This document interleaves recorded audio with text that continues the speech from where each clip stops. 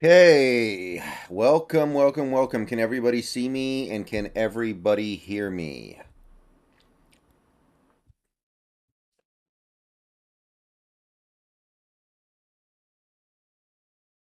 Right, stream looks good and sounds good on my end. I think we're good.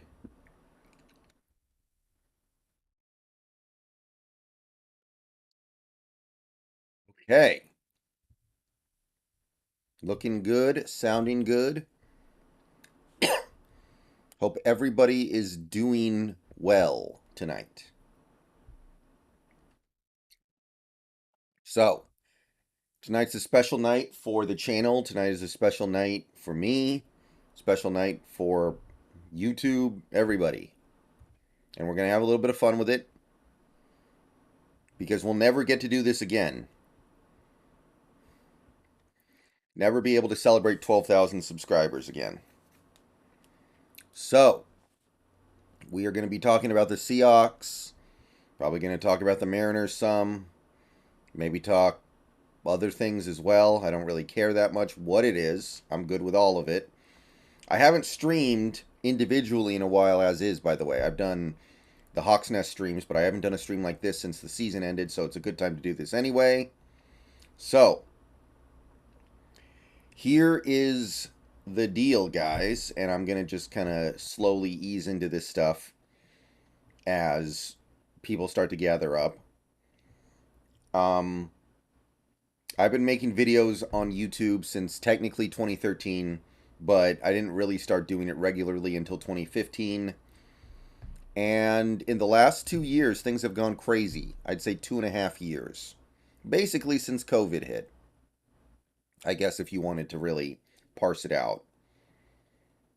But we've gotten to 12,000 subscribers, and it's time to enjoy that, time to appreciate that, and it's time to do something different to honor that particular achievement.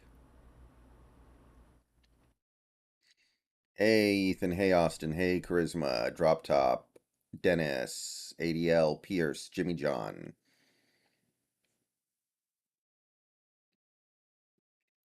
Michael. Welcome.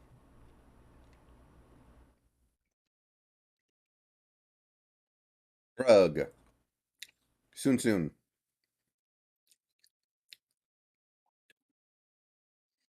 All right. People are starting to gather up. People are starting to trickle in. Obviously, we're getting started at 7, so I know it's going to take a little bit of time for everybody to gather up.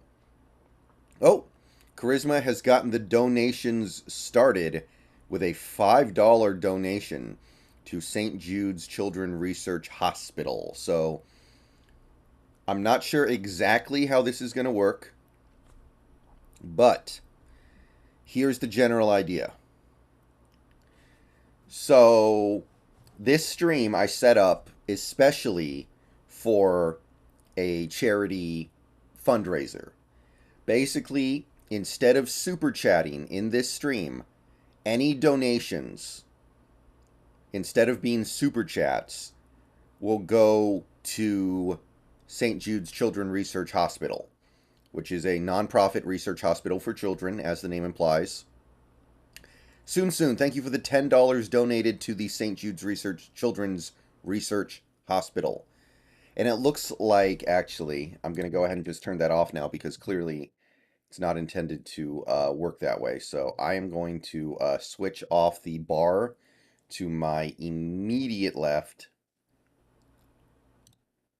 And that wipes out the chat, but it'll populate again in a second here. So, all right, we already got $15. So basically, any donations through Super Chat. Ooh, we got an anonymous $50 donation. So we're already up to $65 donated to St. Jude's Children's Research Hospital. Thank you to the anonymous donor. And basically, I've never been able to do one of these before. You can only do it once you get to 10,000. I believe you have to have at least 10,000 subs to do it. So I was like, okay, I hit 12,000. This is something that actually makes sense now. Ethan's Tech World, thank you for the $12 to St. Jude's Children Research Hospital. Ja VFX, how long are you streaming? Either 3 or 4 hours, depending on how things go, basically. Robert Connors, thank you for the 5 to St. Jude. Thank you, Robert. All right, we are off to a great start, guys. We are already up to $82 raised. I don't know. I don't know how much we're actually going to raise here, but I didn't set like a goal. I didn't set like a set number that we got to get to. So just donate what you can, and we'll see where we get to. So there's no particular like goal here. We're just trying to do as much as we can. Um, I just thought it was the best thing that I could do to celebrate because there aren't that many things that I can do on YouTube here that I've never done before. So I figured, okay, let's do something that I couldn't really do until recently, like this. Um, so yeah, Pierce, thank you for the $5 to St. Jude. Thank you, Pierce. It's Hoof, thank you for the $10. We are just shy of 100. We are $3 shy of $100 donated to St. Jude. So that's awesome. So thank you everybody for making that happen. So yeah, there are no super chats in this stream. It's all donations to St. Jude's Children. Now, the cool thing is, and I want to say this, YouTube takes no money out of donations to nonprofits, and they cover the transaction fee. So 100% of your donation goes to the cause. 100%. And I think that's pretty cool because YouTube takes a significant chunk of super chats. So the fact that they are completely waiving their fee, the fact that they are um, even covering the transaction fee, which would be, it would be a couple of percent. It wouldn't be anything huge, but it would be not zero,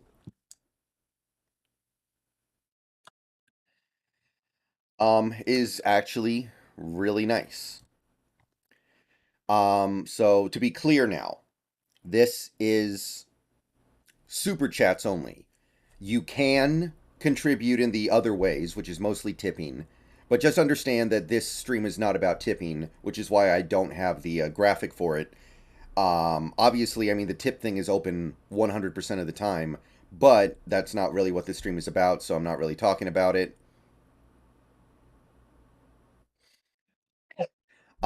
You can still become a channel member, but again, the money from memberships is not included in this donation thing. So the main focus of today's stream should be these donations to St. Jude. So already up to almost $100. I'm gonna go 3 to 4 hours depending on how things go.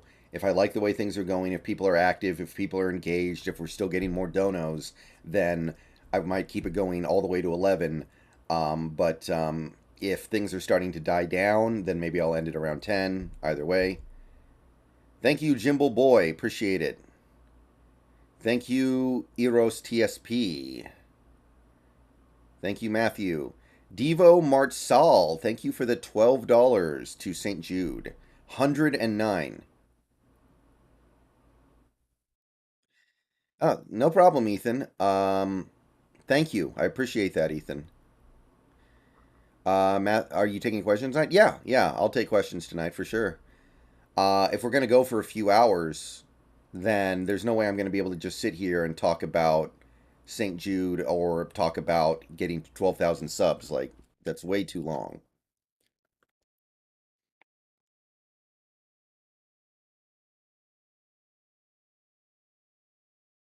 All right. So anyway, we do have a lot of Seahawks stuff that we could talk about. I basically made, videos about all of it. I really don't want Seattle to take a QB, but the more I see AR-15 highlights, he looks awesome. I mean, yeah, the thing is, AR-15's highlights are awesome. That's kind of the issue though. It's the highlights. Charlie Carter, thank you for the $5 to St. Jude. Um, well, actually, Daniel, there's a pretty short list of nonprofits that are linked with YouTube. It's not that many. And most of them I looked into and I wasn't really feeling it. This is one that I looked into and was like, okay, this seems pretty legit. This seems pretty reliable. This seems like something that is worth raising money for. I don't have any super close connection with it personally. But yeah, thank you, Charlie Carter, for the $5 to St. Jude. Thank you, Austin. What's your advice to gain more viewers in a stream? I have 3K subs but can't manage to get many viewers in a stream. You got to give them a reason to show up, basically. I think you got to be talking about something interesting. You have to establish a schedule.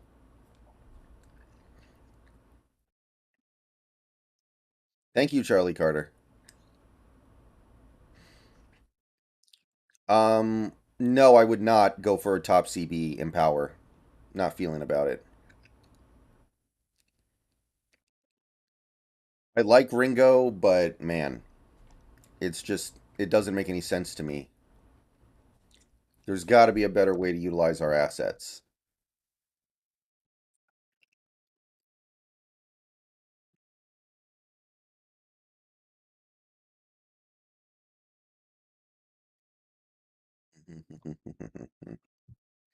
Deuce Vaughn, isn't he really, really small? I want a power back. I've looked a little bit at him, but isn't he like a Darren Sproles type? I mean, I'm not against it, of course. I got no problem with the idea of adding another good running back, but I want a power back. Drew Sanders, kind of on the fence on Drew Sanders. Not a great linebacker class, so he looks probably a little better than he should. I have not seen Julius Brent's, Daniel. Yeah. Well, Subway's not a non-profit even. I did make the joke last night on stream with the Hawks Nest about not doing the Why Not You Foundation. I can't imagine anybody giving money to that thing right now. Like, you got to at least let the stuff clear up, right? The Marvin Overshone is interesting. Yeah, Ja VFX. That's definitely interesting.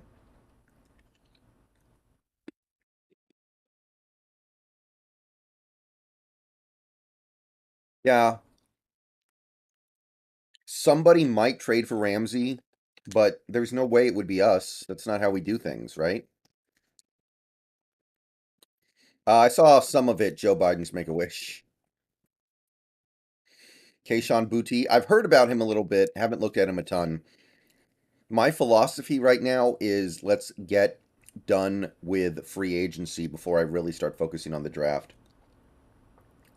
In power, I'm not impressed with what I've seen from Lucas Van Ness yet. Just not seeing it yet. He seems like a try-hard guy. Oh, thank you, Austin. Yeah, I remember. It wasn't that long ago. I was at like 760.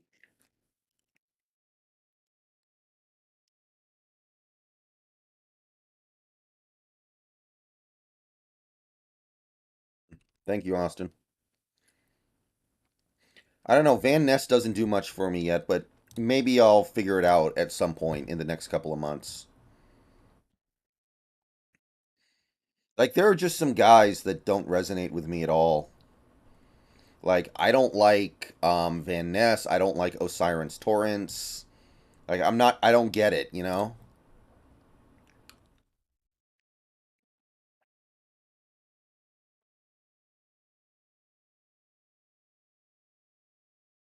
Like Geno, but do you think it's very possible he comes back down to earth? He had the most turnover worthy plays last year.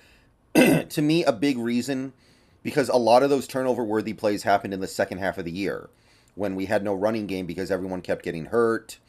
When, there were other games too, like, eventually, there were little things that were going on. Like, we lost Will Disley.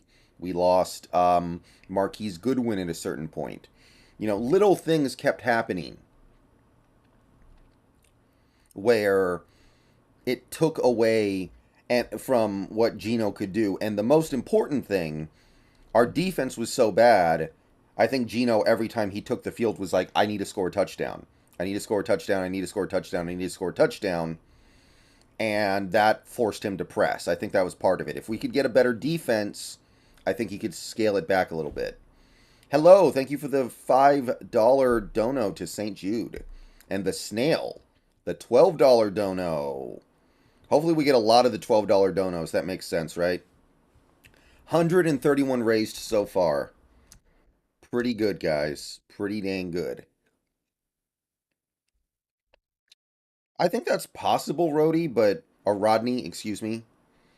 Doesn't seem like she's super into it, but maybe.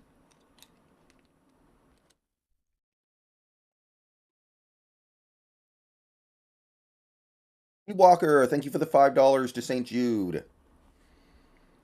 136 now. But yeah, I mean, I am concerned about Geno. It is a very realistic possibility that he does regress a little bit next year. But for me, some of the things being said about him are a little disingenuous. Like, I would turn the ball over a lot too if I felt like I had to score 50 points a game to win. So I can't. The Hawk's Nest, thank you for the $12 dono to St. Jude. $148 raised already. Very nice. Yeah, Empower. I mean, basically, COVID changed everything. When COVID happened, it changed everything for me. I don't think this happens at all without COVID.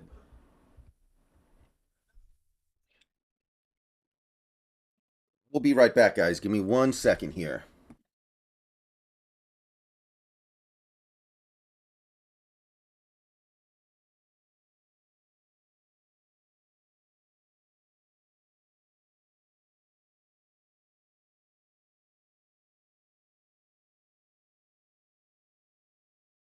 Sorry, guys. Sorry, guys. I had to go check on something.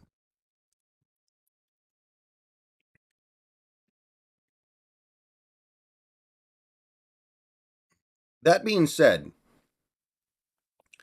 everything I just said about Geno being what it is, I'm starting to think he's not going to be back. The thing is, and I don't know if they're going to stick to this. I kind of feel like this team is going to be very insistent on not doing the void years, not doing the crazy cap manipulation that the Rams did. And because of that, we're only going to be able to give Geno so much, and there are going to be a bunch of teams that can give Geno way more. So, because of that, I think we'll just end up getting priced out. Now, I I'm okay with that. I don't think that's the worst. I don't think that's a bad thing necessarily. But I'm hoping that at some point they realize that if you're not willing to do those things, then everybody's just going to surpass you. Kronos, thank you for the $12 to St. Jude, up to 160 now. All right.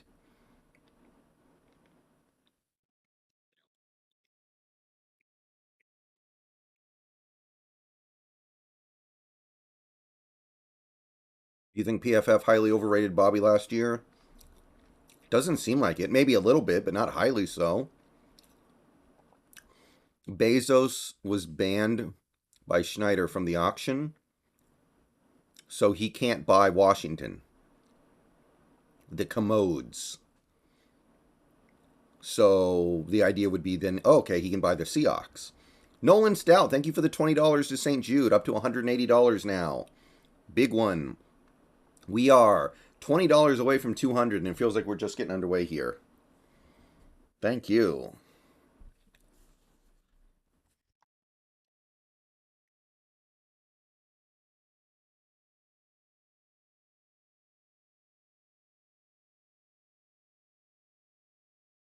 I mean, it does seem like the people who are buying sports teams these days are the super duper rich guys.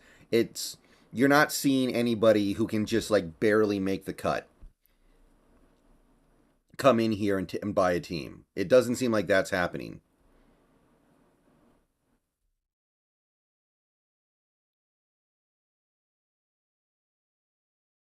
So that's good. Like you don't want to be stuck with like the Davis family where they are right now. Hmm.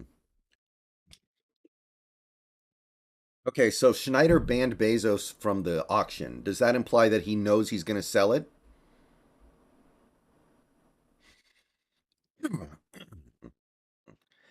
Does that mean he's already resigned himself to needing to sell the team?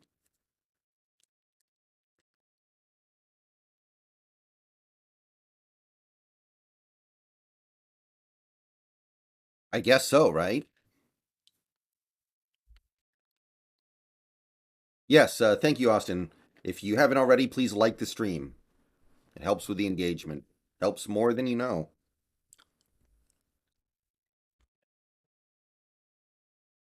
Harold Doherty. Thank you for the $25 donated to St. Jude. $205 raised.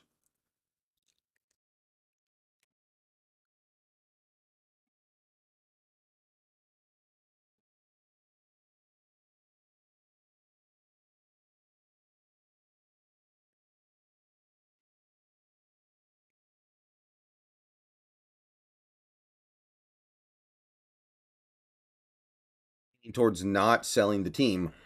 Okay, so we haven't yet gotten to the point where they make him, right? I guess is the point.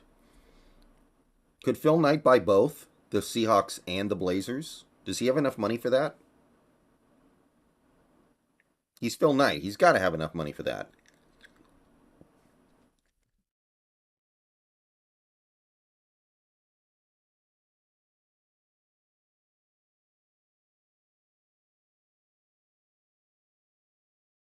Have any thought on what we can do or should do with Jamal Adams? There's really nothing to discuss there anymore, Charisma. I think. I think we're just going to keep him, hope he stays healthy, and then make a decision next offseason based off what happens. So, if we were going to release him, I think we should have done it last week before his guarantees kicked in.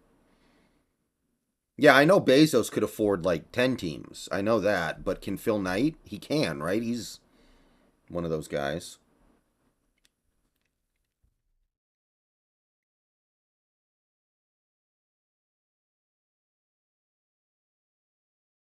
Stroud and Carter. Depends on what you did with Geno. If you've traded Geno or you're in a position where you can trade Geno, then I want Stroud. If you've committed to Geno, then I want Carter.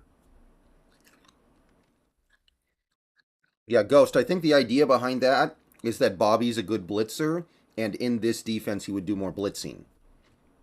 That would be my guess, Ghost, and it's a fair point.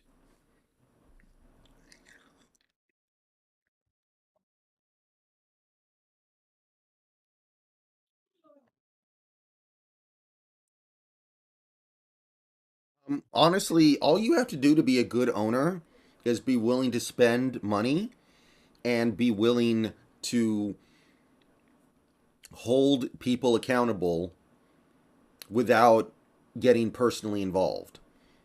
I think that's basically what a good owner is.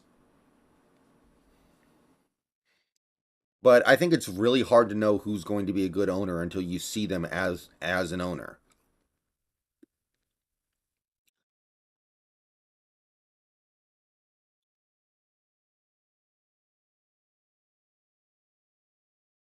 Brooks is better off being a weak side linebacker and not calling the plays. It does seem like he struggles with calling plays, but honestly, Jordan Brooks struggles with too much. I'm just not really into it.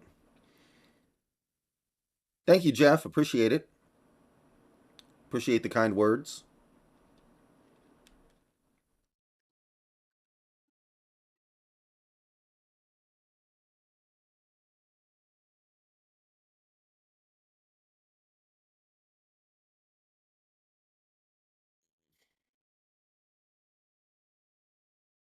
Travis Homer not worth bringing back for me. Yeah, I like Travis Homer a lot, but he got hurt too much. He didn't have a good season. And running backs are easy. I think if you just let him just use his athleticism, not have too much on his plate, you'd see a better player.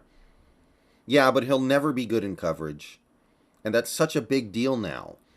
Like, look at the Super Bowl. The Eagles had a historically good defense, and they couldn't do anything against Travis Kelsey. Like, that is such a big deal that you find a way to get these linebackers who can at least try to cover elite tight ends. Thoughts on Andre Carter? I'm kind of off Andre Carter. He seems like a guy who flourished against weak competition, and then he isn't really going to cut it against elite guys. In your dream scenario videos, you should also include the players you had also draft. It's separate tags. I'm not going to... That video would be way too long. Okay? You notice how I'm also doing mock drafts and I'm doing the free agent stuff? They're separate. I'm not going to combine the two. No. The video would be too long, and it's also kind of disingenuous anyway because you don't know who's going to be there in the draft anyway. So you control what you can control. Yeah, Stroud is QB1. Stroud is QB1. Maybe not given the value, but he's the best QB in this class, I think. How would you feel about Michael Mayer at 20? Assuming that you trade Fant, that's fine. What are your thoughts on the Panthers coaching staff? Seems intriguing. I don't have a ton to say about it, though, because I'm not a fan of that team. I'm not paying super close attention to it.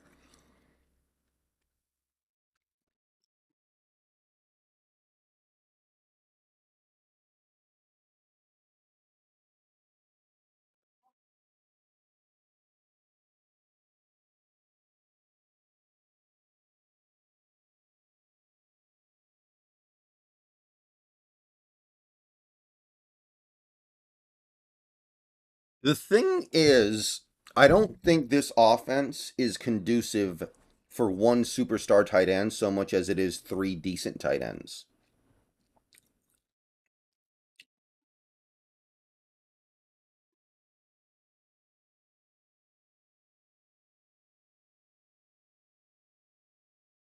So I don't know if you need to spend massive capital on a tight end unless you're willing to really just build the whole offense around the tight end. So I don't love Michael Mayer at 20. Grant's paintings. Do you like Osiris Torrance with our second or third pick? No. I don't like Osiris Torrance very much at all. I don't get it. Um, that's possible, Ghost. But again, it's just one of those things where if we release him, are we going to be able to match the other bids for him? Oh, Jay Bold, those people, the people who say that kind of stuff they just don't want to use their brains. Like the people who say that stuff literally just want to turn their brains off and go with some lazy one size fits all analysis. I don't buy that kind of stuff.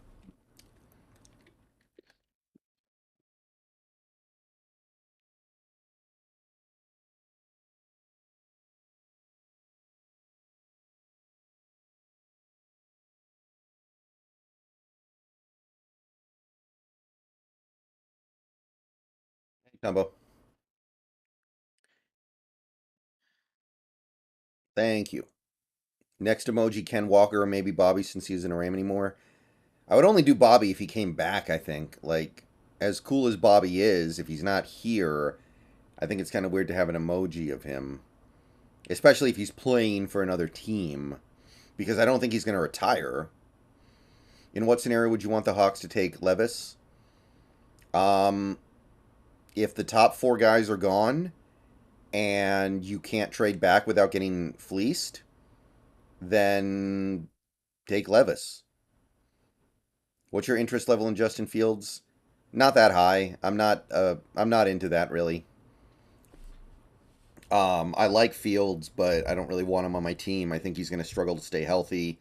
I think that you have to build a very specific kind of offense to make Justin Fields work, and I don't think that's our offense. KCW, thank you. What's up, Master Chief?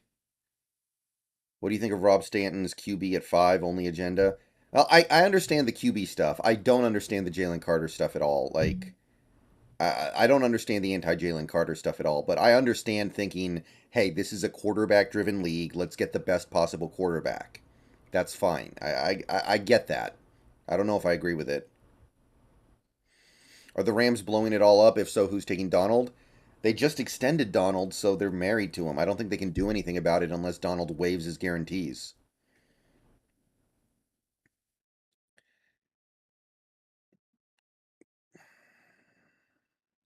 Yeah, I mean, I don't think the character stuff with Carter is that bad. I'm not getting the impression that it's that bad.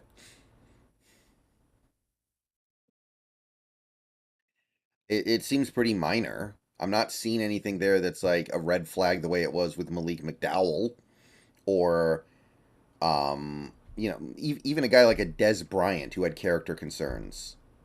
Like, I'm not seeing anything with Jalen Carter on that level.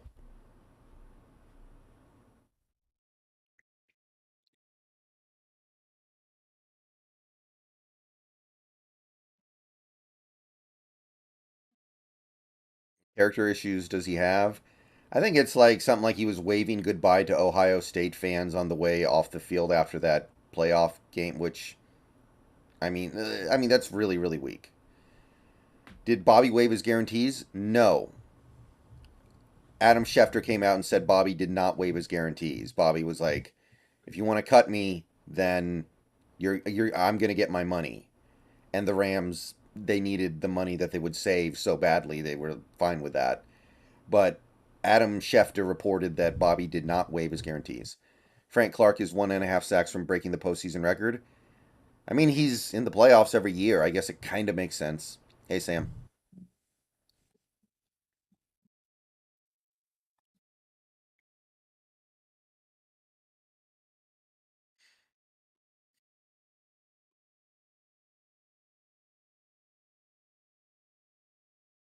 Yeah, I don't know. There might be a couple other things too, but I don't think it's anything big. At least the conditioning issues thing has some merit, but even that is like, is that the best you can do to slander this guy? I don't know. I don't believe in it.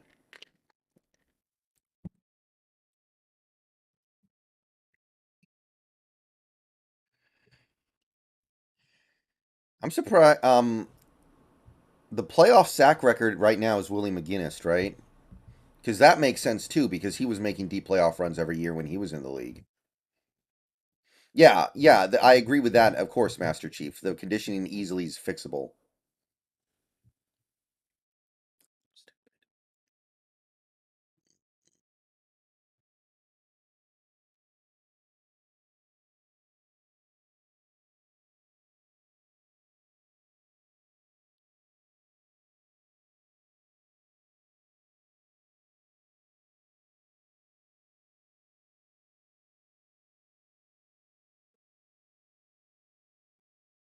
Yeah, this is just gonna be one of those years where we're not. I don't think we're gonna have a good idea of what happens in the draft until the day of the draft.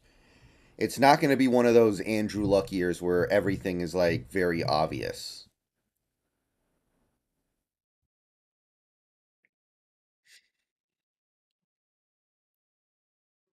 I did not see that ghost. I'm not on Instagram very much. What's a potential player that would be interesting for a trade with the Bucks for Geno Smith? I mean, the only guy who makes any sense to me would be Vita Vey, but I don't think Tampa's trading for Geno Smith. They would have to work way too hard to get the cap off their books. I think that if a team trades for Geno, you're looking at like Washington, one of the New York teams, and who else? Atlanta, Baltimore if they let Lamar go. Few other teams. I think Green Bay is going to go with Love if Rodgers retires. By the way, I really hope can Rodgers please announce his retirement. I need that information immediately. Yeah, the Bears could trade back before the draft starts. That's true, but even if that happens, I don't think we're going to have a good idea of who that team is going to take. Like, let's say the Panthers trade up for the number one. Panthers trade up for the number one pick. Who are they going to take? Stroud, Young, or Levis? I don't feel like anybody can say with any degree of certainty who that's going to be.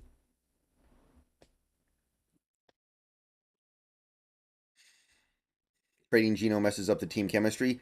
Well, if you trade Geno, then on a certain level you are accepting that there's going to be a loss of chemistry um, for a year, and then you're going to bring in a new guy. He's going to develop chemistry with the guys, and then it's going to be better in 2024. Colts will jump over the Texans to get the better QB. All right, the question is, who do they think is the better QB? They might think Levis is QB1 in this draft.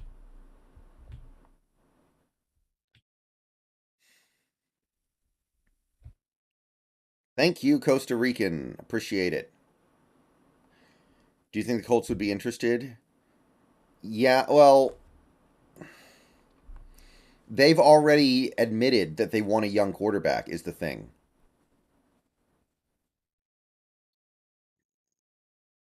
They've they've already admitted they want a young quarterback.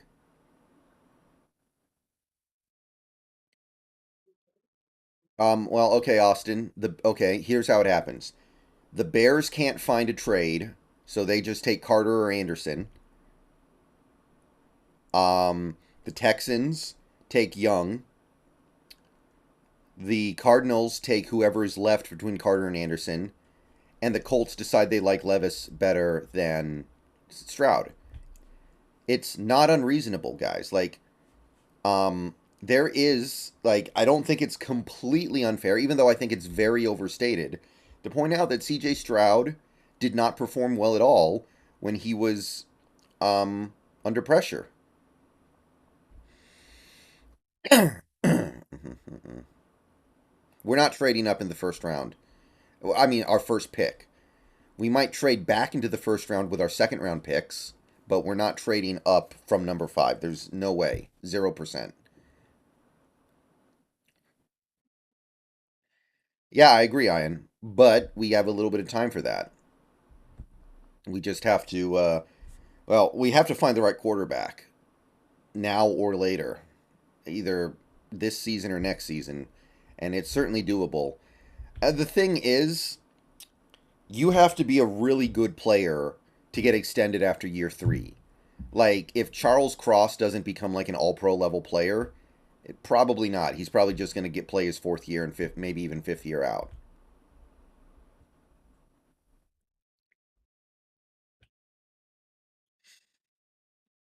Could you see the Raiders trading up to 1? Yeah, I think they're on the list.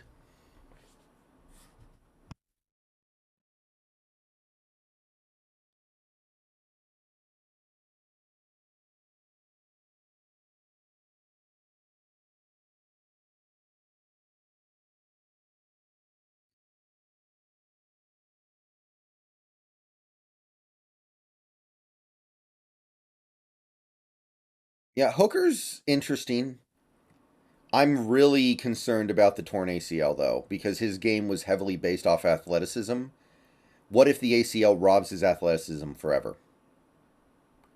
Like, what if he never bounces back from that? That's possible. That happens. Josh Downs, I haven't looked at him very much yet, Master Chief.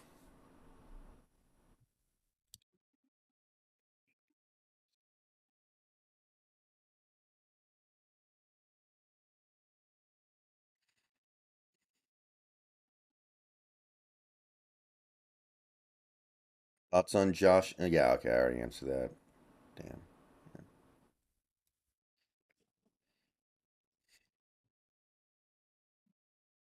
By the way, I want to be clear about this. I didn't like CJ Stroud that much before the season started. He had to win me over, and he did. So it's not like I've always been a huge CJ Stroud fan. So I want to be clear about that. When he became my QB1, that meant something.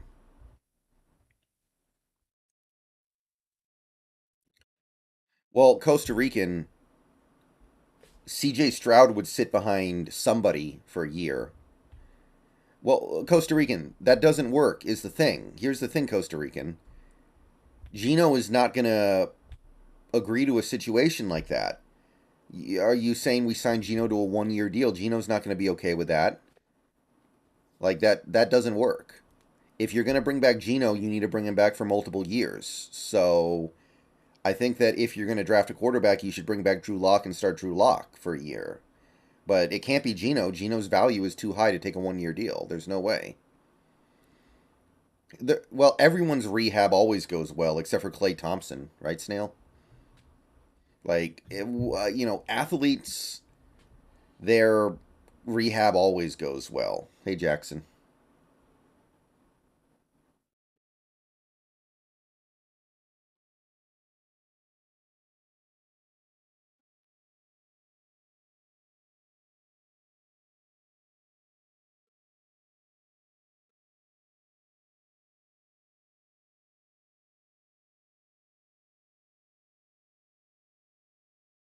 Well, Locke would start here, is what I'm saying.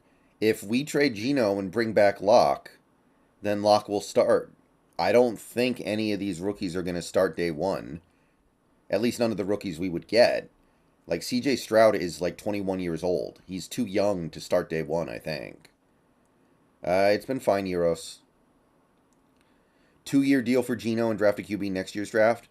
Why is Geno going to take a 2 year deal?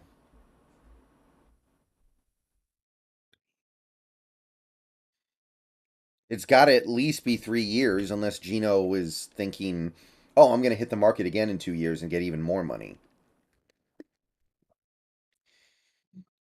Anonymous, thank you for the $20 dono to St. Jude. I think we are now up, yeah, $225 raised for St. Jude. Even Levis might not start day one. Like, Levis has some stuff he needs to learn that might be better suited to learn from the bench.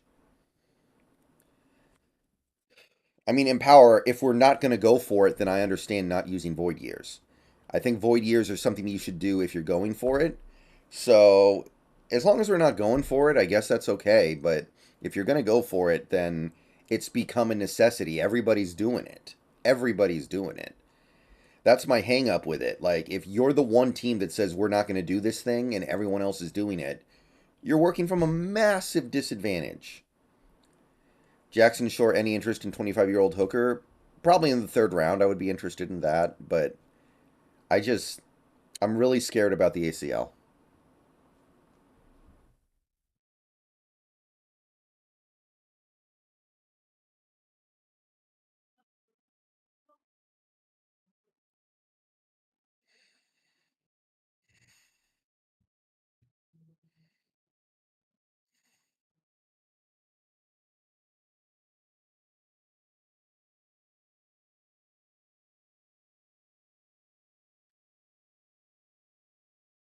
Aaron Donald's not going to retire, I don't think.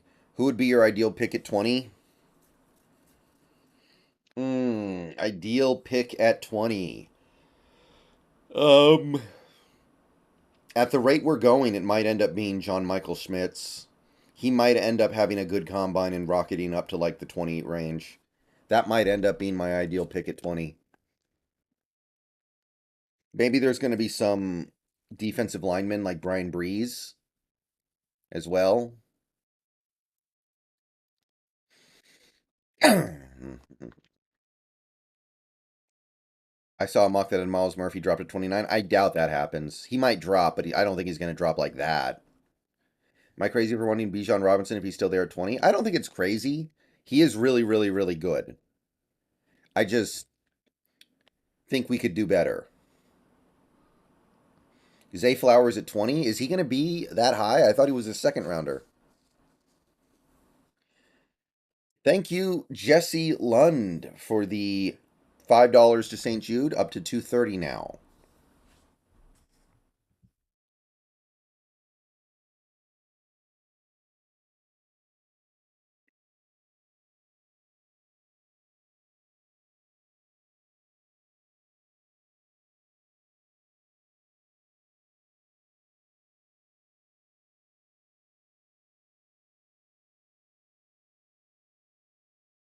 Dennis McComber, thank you for the $5 to St. Jude. All right, 235 now. Does Will Levis have any mobility to his game? He's kind of like Josh Allen. I think he's like Josh Allen. More of a power runner than a speed runner, but he does have definite mobility. If John sticks to BPA and Bijan is there, he's probably BPA. That's true. I don't think Bijan's going to be there. I don't think we have that choice. So You're right. Yeah.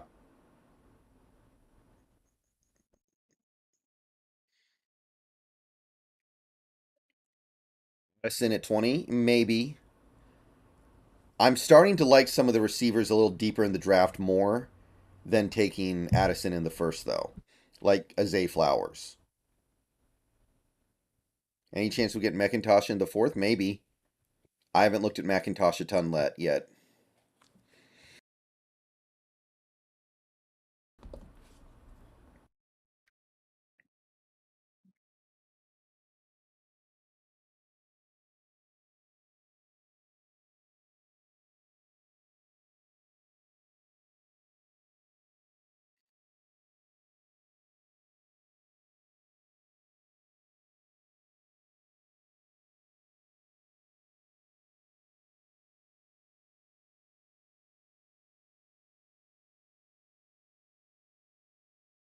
Can Daryl Taylor get a fourth rounder? It feels like he is in our future plans. I think so.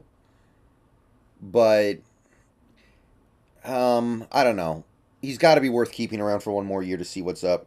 When's the Mariners season preview vid coming? Right before the season starts, probably. Palmer from Nebraska at receiver because he's good at returning kicks and punts. We do need a punt returner. I don't think we really have one right now, unless Eskridge learns how to do it, which is probably what should be happening. What should be happening anyway. Um, if he's going to stick around, then you may then he's got to add value somewhere. A center that's not Schmitz. Um, there's the Ohio State guy. What's his name? What's the Ohio State center's name? Whippler? Wipler? Maybe that. Do you think a team will jump on Bijan in the top 10? I think he doesn't get past the Philly pick. If he's there for Philly, Philly will take him. So either he goes there or he goes right above it.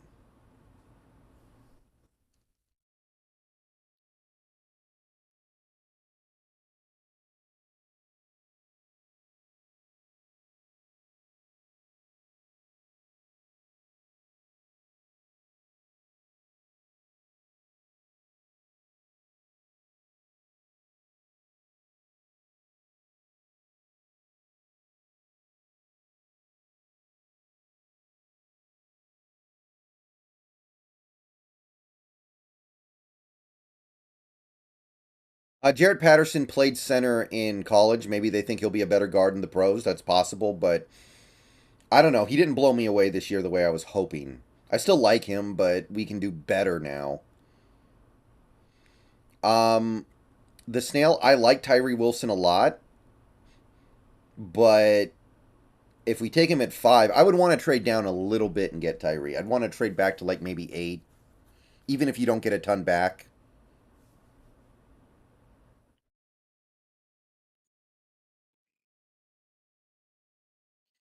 Trenton Simpson or Schmitz.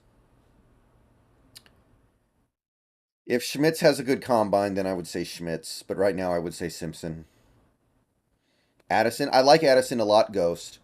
It's not a very good receiver class though, and it's so I'm kind of off it a little bit.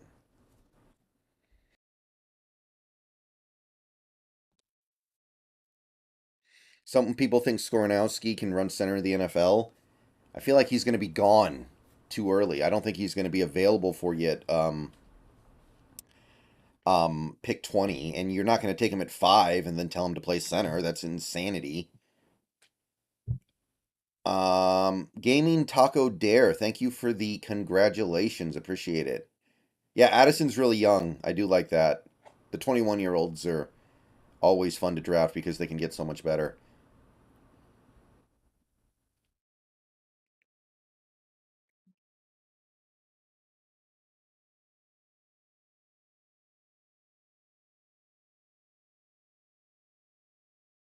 What are your thoughts on Dylan Henley, linebacker from WSU? I like him a lot because it looks like he's good in coverage. I think that's really important.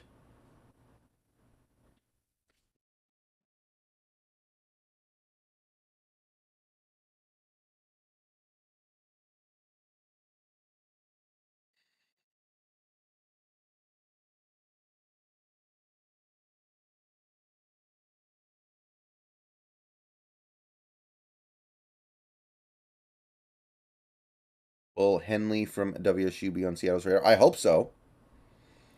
There aren't a lot of good linebackers in this class, and Henley's a guy who can cover, so I'm intrigued by that. He had a really nice Senior Bowl, too. Reaction to Bryce Young is the first QB taken. That's a reasonable thing that may happen. Houston seems to like him a lot.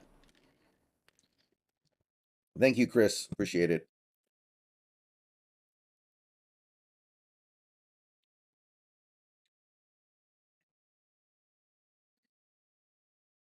Yeah, I think I like Stroud a lot. I would have no problem taking Stroud as long as we haven't committed to Geno. Where do you see Bobby fitting on this team? I mean, we have an obvious need there, right, Tariq Island? Like, we are the team that needs middle linebackers maybe more than any other team in the league. If we sign Bobby, does it mean we're going all in? I mean, it better. If we're bringing him back just to bring him back, that's terrible. Do you think we move Kobe Bryant back outside? I think there's a logjam at outside corner still. I don't think that's broken up, so probably not.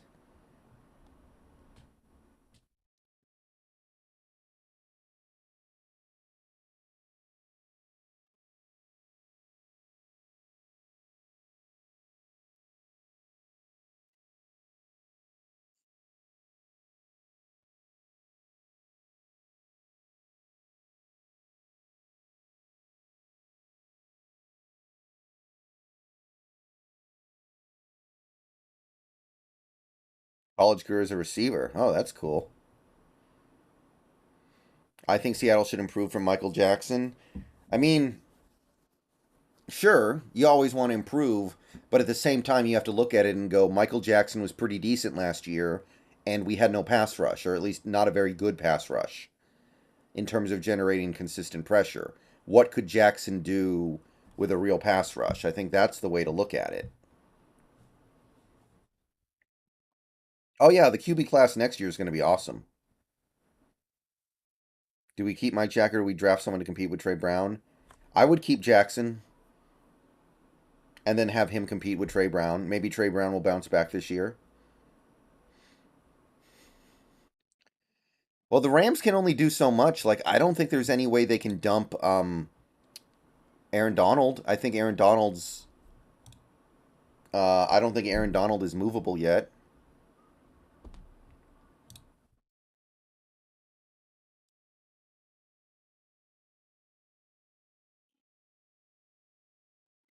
I don't think Stafford's movable yet. So to a certain extent, they're kind of married to hanging around. But they're in a really awkward situation. I mean, it was worth it, but man, they're stuck here.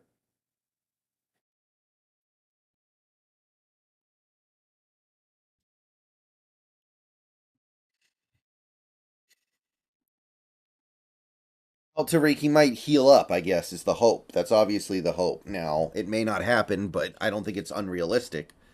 Who trades for Jalen Ramsey? I don't know.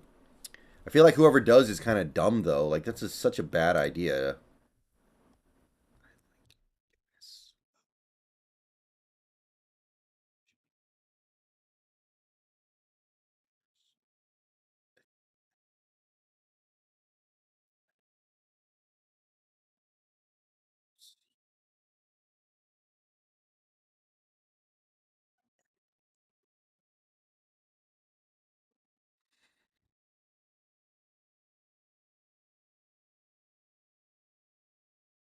Well, I thought Stafford was going to retire.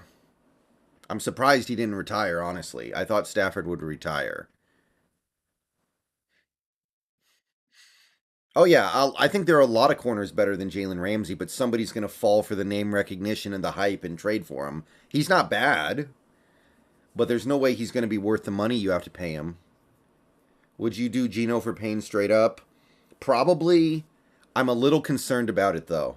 The problem with Geno for Payne is that trading Geno implies you're going to pump the brakes. Trading for Payne implies you're going to take the plunge. So they're two moves that are kind of contradictory, is my problem. I guess so, Tariq Island. Would you re-sign Ryan Neal and draft Brian Branch to play corner? No. Brian Branch is going to go too high for it to make sense for the Seahawks, I think.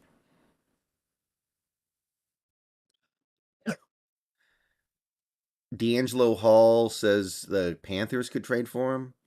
I'm all for it. If they want to cripple themselves for no reason, that's their prerogative. You would think Pete would want to go all in soon since he's so old, but do you think Jody Allen would let him since she has to sell the team? Um, that's the question, right? That's an interesting question, right? Are those two guys at odds? Maybe. Or two entities at odds. It's possible. I'm convinced Stroud will be a bust as a pro.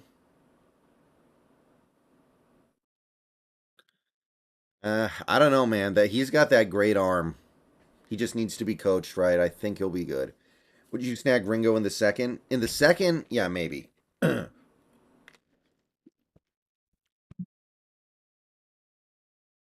Goaded T, I maybe they don't. But remember, you can play Adams at linebacker a little bit. I mean, you can play Ryan Neal at dime corner a little bit. You can be creative. There are ways to do it. 100%.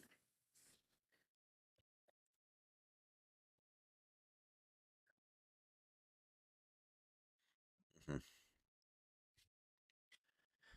Oh, by the way, one quick thing I want to say, and I'll probably say this again later in the stream. After this stream is over in a couple of hours, I am going to go over to Twitch and stream the final quest of Hogwarts Legacy. I'm gonna basically finish the game.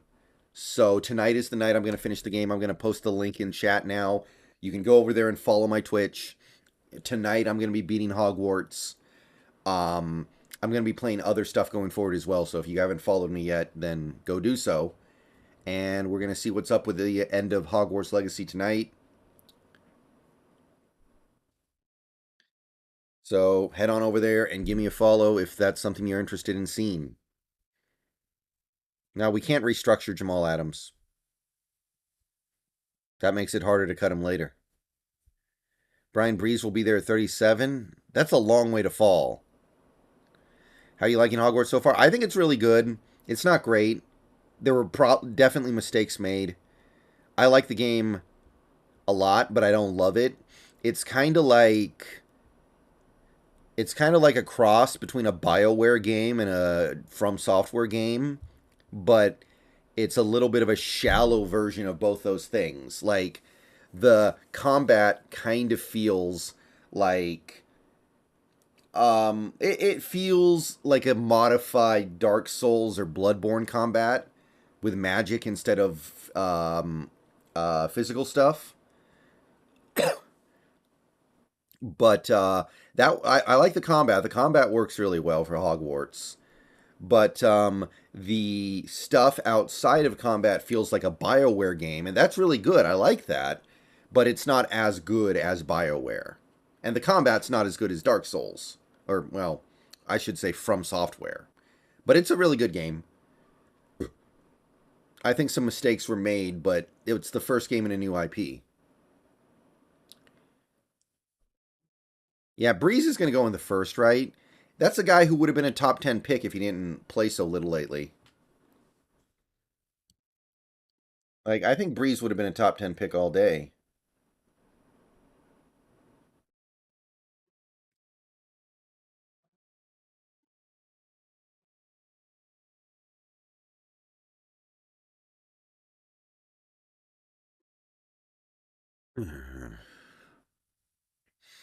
Ideal number one free agent pickup on offense might be Connor McGovern.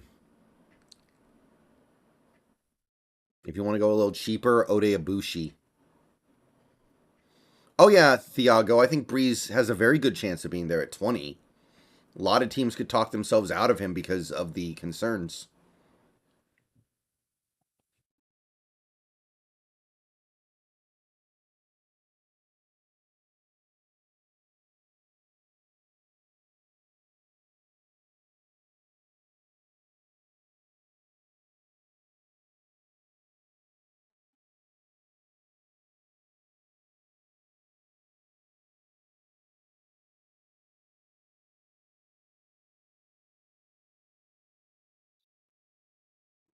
Let's see. The fact that the Rams released Bobby because he wants to win kind of hints at a Rams rebuild. I mean, I don't think they're doing it willingly, but yeah, they have to. Maybe they're just in a situation where they can either go even deeper, like go super deep, and just completely screw themselves in the next year, or they can say, you know what, why would we do that when we're not going to be good anyway? Let's just deal with it for 1 year and then hope we can reload on the other side. The surprise to me is that Sean McVay apparently is okay with this.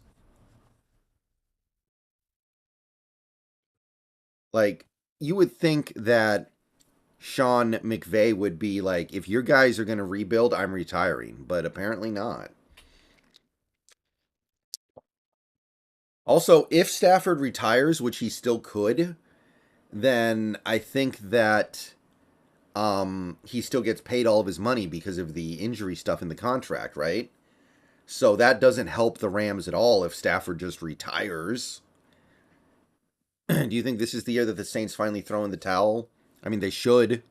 Maybe they won't, but if they don't, that's stupid. They need to learn their lesson already.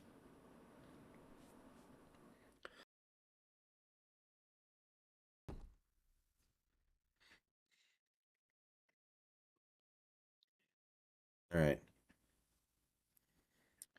So far, we're an hour into the stream and we've raised $235 for St. Jude, which is awesome. Thank you to everybody who's allowed that to happen. There's no real goal tonight for the donations. Just whatever we get, we get. I didn't know what to expect because I've never done this before. But I have to say, so far, this has been awesome. You guys have done a great job thus far. We've almost made it to 250. We are $15 away from 250. That's pretty amazing. So we're going to keep going for at least another couple hours here to celebrate hitting 12K. Please like the stream if you haven't already. Of course, you can always subscribe if you are new. Be part of the celebration by being one of the numbers, one of the 12,000 plus. Trevon Walker.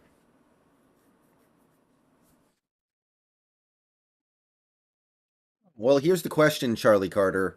The quarterbacks that fail, do they fail because they don't get put in the right situation? Like, would Blaine Gabbert or Blake Bortles have been good if you put them in a better situation? Thank you, Dylan Wickov. Appreciate it.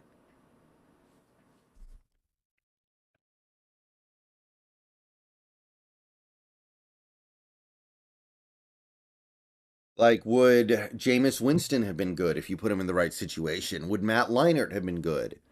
Would Alakai Smith have been good? Would Sam Bradford have been good? Sometimes the answer is no, but sometimes the answer is yes. Thank you, Neil Lamont. Appreciate it. Is signing Tremaine Edmonds a real possibility? I don't think so. I think he's going to be too expensive. And that's just not a position we need to spend big on. I want to get young guys with athleticism. I want to get young guys with athleticism to play that position who aren't going to be super expensive. Yeah, Vudu. I think the banning of the shift is going to kill Marco's game. Do we see there being another surprise draft stock rise similar to Trevon Walker in the early stages of the draft? That's in this class. That's actually really possible. Like Tyree Wilson might be that guy. Tyree Wilson might rise up to the top 3. Somebody might look at him and go, he reminds me of J.J. Watt.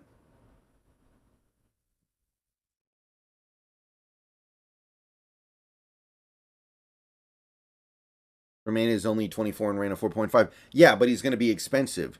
You could get Trenton Simpson in the draft, who is even younger, probably even faster, and is going to be way cheaper. Like, I like Tremaine Edmonds a lot. I wouldn't hate getting him, but it's not a position I think you need to spend a ton of money on. Gervon Dexter at 20 is too high. I would consider taking him later, but not at 20. Dylan Wickoff. Wow. $65 dono to St. Jude's Children's Research Hospital. And that gets us all the way to 300. That gets us all the way to 300, and we're only like an hour and 5 minutes in. Thank you, Dylan Wickoff, for the $65 dono. St. Jude has already been delivered $300. I love Jimmy Car. Okay, that's an interesting thing to say.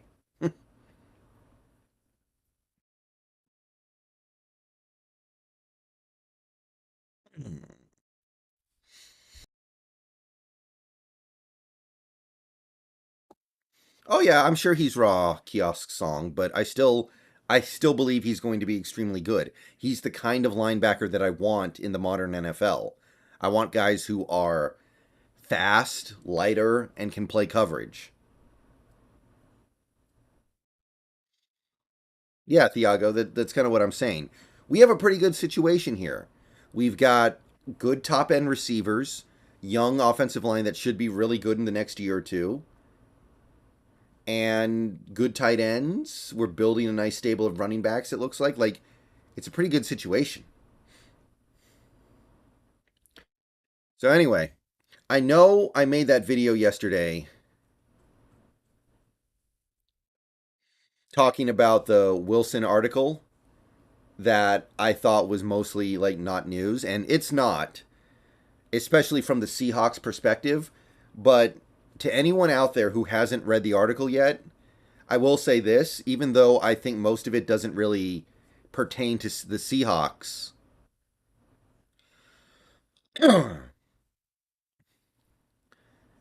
um it's you should read it anyway because it's really funny. I didn't want to talk about this in the video yesterday. Dennis McComber, thank you for the $20 to St. Jude. Thank you, Dennis McComber. 320 now. But some of the stuff that Wilson did in Denver was hysterical. And I kind of suspect at this point that the stuff that was in the article about that was probably true. And if that stuff's true, then while you're not going to learn anything, I would recommend reading the article just so you feel better about not having Wilson anymore. Two off-season options so far. One with Geno, one without. Are you going to make another with Geno but getting the best roster free agents? That was the first one soon. The thing is, if we bring back Geno and some of the other inside free agents, we're not going to have enough money to do that much in free agency. In that scenario, I said bring in Daron Payne and then call it good. Because there just isn't enough money, even if you restructure everybody and extend all the people that could get extended, da da da da da da da. Even if you do all of that, there isn't enough money unless you really want to be suicidal. Like you would have to give Geno like $20 million void year cap hits a few years down the line to do it. So it kind of can't be done unless you're completely insane. In a way that even I would be like, we've gone way too far. No. Okay. Wilson has an office in Denver, but here's the thing. In the article, it was said that Wilson would have all the Broncos players go into his office every Tuesday to watch highlights of him when he was a Seahawk. Now, keep in mind, Tuesday is supposed to be the player's day off. Like, there's no practice that day. And he's calling them in not to look at tape, not to talk about upcoming strategy, but apparently he just brings them in to watch highlights of when he was in Seattle. Which sounds like something that happens in, like, North Korea. Apparently that's what Wilson was doing in Denver. When I read that, at first I didn't believe it.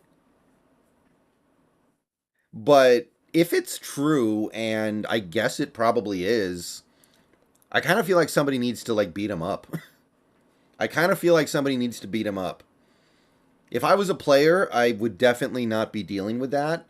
And I would definitely be like, hell no, I'm not spending my day off watching your highlights in your office. Especially when you're playing terrible, by the way. So that was hilarious. There was another thing in the article. We were talking about this on Twitch last night. Apparently early in the season, and possibly later, although I think it was mostly early in the season, in the huddle, the reason why they kept having delay of game penalties was because Wilson would try to not just give the play call, but also give like this pep talk to the players. And because he would give the pep talk, in the huddle to the other players, they wouldn't be able to get out of the huddle in time, and they kept having delays of game. And that report came from Jerry Jeudy, so it's definitely true. That's definitely true. Jeudy acknowledged that. He would like throw in some stuff like, okay, guys, we can do this. Just imagine yourself getting the first down. Imagine yourself scoring a touchdown. Something weird like that, I guess. And it made them kept getting delay of game because they couldn't break the huddle fast enough. And that 100% was happening because Jeudy said it. Jeudy would not make stuff up. Anonymous, thank you for the $5 dono to St. Jude's. 325 now. Let's go. 325. So while I don't think the article had anything super interesting from the Seahawks perspective, it is funny. So you should read it just for that. Jeudy said he'd say stuff like, get that block. Yeah. We were talking about this on Twitch last night. It was pretty funny.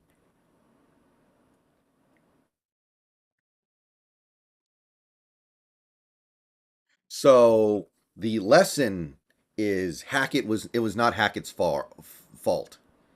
Hackett was getting the play in on time. Wilson was not communicating the play fast enough. Who should we trade for? I'm not really looking to trade for any players unless we're going for it and want to trade for like Vita Vey. That would be okay. That's the main thing I would consider right now. Yeah, having an office is fine. A lot of quarterbacks have offices. But if you're pulling in your teammates to do like to honor Dear Leader every Tuesday by watching highlights, that's weird. And I can't believe a single player was willing to do it, especially when his game deteriorated to the point where he was like legitimately one of the worst players in the league. I mean, it sounds like not that this is surprising.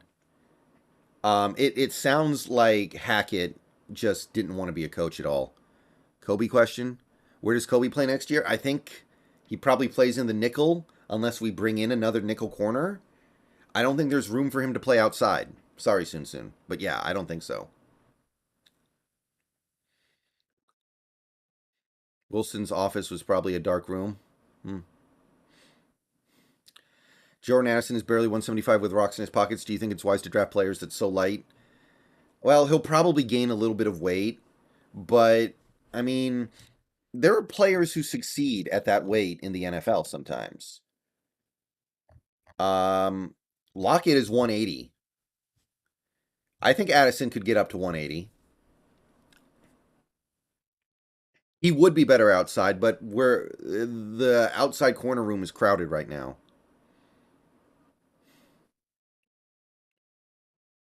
Somewhere his office was full of motivational quotes written on the walls. I mean that's not that weird, I don't think. That's not that bad. I see stuff like that in cubicle farms.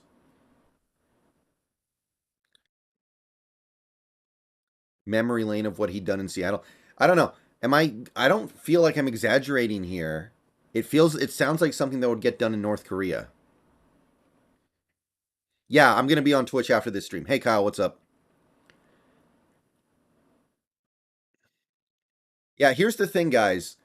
Michael Jackson was not being backed up by a good pass rush last year. We did not have a consistently good pass rush. So I can't really judge Jackson harshly when he was still playing pretty okay. So I'm not really seeing it that way.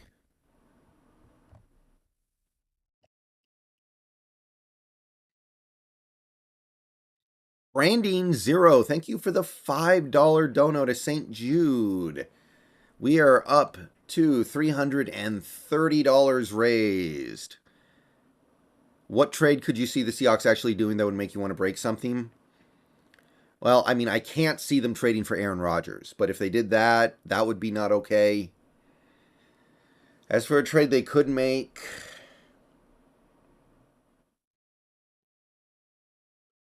hmm, nothing springs to mind. Um, Jalen Ramsey, I guess. But neither was Woolen. He played way better. Well, Woolen is special. Woolen is a unicorn.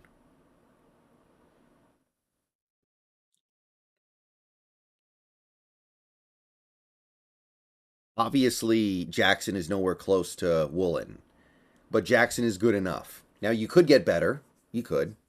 Lamar trade would suck, but we're not going to do that. We're not going to trade for Lamar Jackson. That's impossible. So, trying to find something we could actually do is hard, but I took my best shot at it, I guess, is what I'm trying to say here. Yeah, but anyway, Austin, I'm going to beat Hogwarts Legacy on stream after this stream's over, basically.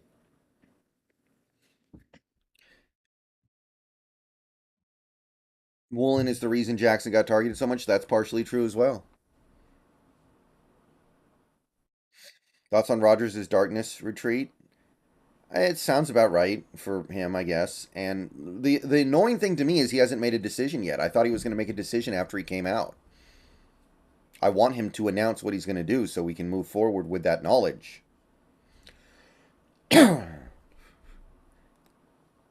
Thoughts on Boye Mafe next season? I'm very high on Boye Mafe. I like him a lot.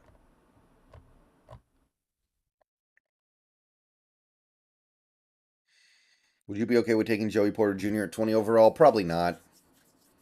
I don't want to take any corner at 20 overall. It doesn't make sense right now. No, Dylan. I don't want Osiris Torrance in any pick.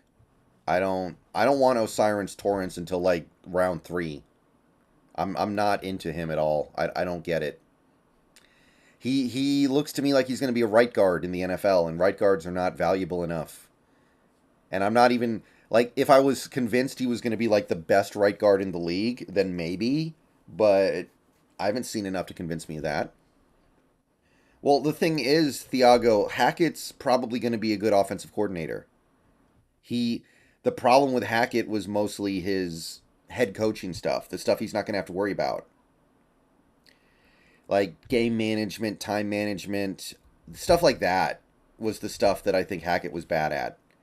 I don't think Hackett's going to be a problem at being a head coach. I'm sorry, an offensive coordinator. His plays are good. Like the plays that he draws up are good.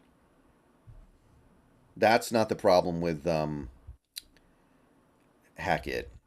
What's your grade on Gervon Dexter? I'm a little concerned because he doesn't get off the ball very quickly. But other than that, there's a lot of stuff I like about him. I was watching him play against Kentucky, and I thought Dexter was really, really impressive against Kentucky. So I got him on my radar, but I'm gonna have to kind of come to terms with the fact that he's got a very slow get off at the line. Yeah, that's another thing. Like in the Waldron offense, I kind of feel like you want smaller offensive linemen. Like Lewis is not a great fit, but we can live with that. But I don't want to force another big offensive lineman if I can avoid it.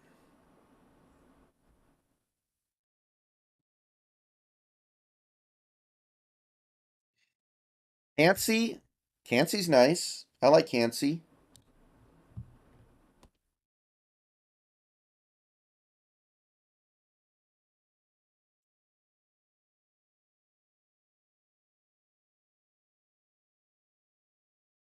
Cansey might end up being a first round pick that I could get behind. I could dig it. Does Boye Mafe start? Well, Nwosu is going to start, and I think Mafe starts at the other edge, yeah. Because Taylor's going to be situational. Alton Robinson's not good enough, and I don't know if we're going to draft anybody.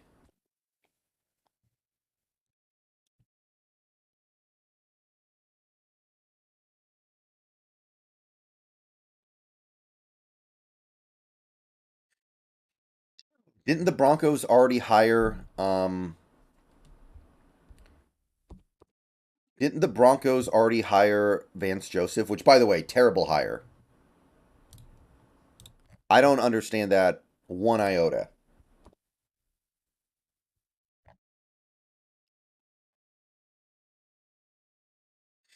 David Joaquin, thank you for the $5 dono. to St. Jude Children's Research Hospital. Thank you, David. 335 rays now. You don't think we get Tyree Wilson? Tyree Wilson's not an edge. Tyree Wilson is a defensive lineman. He's too big to play edge, especially in a 3-4. I think that if you get Tyree Wilson, he's going to be a down lineman. I think that's where he's best at. Like, Tyree Wilson, to me, the best case scenario with him would be J.J. Watt. And J.J. Watt is not an edge player. Mozzie over Siaka for nose tackle. Siaka is a better pass rusher. Siaka adds stuff as a pass rusher. Mozzie Smith does not. And Joe Lombardi on offense. Well, the offensive coordinator in Denver is not going to do that much, right? Because it's going to be the Sean Payton show.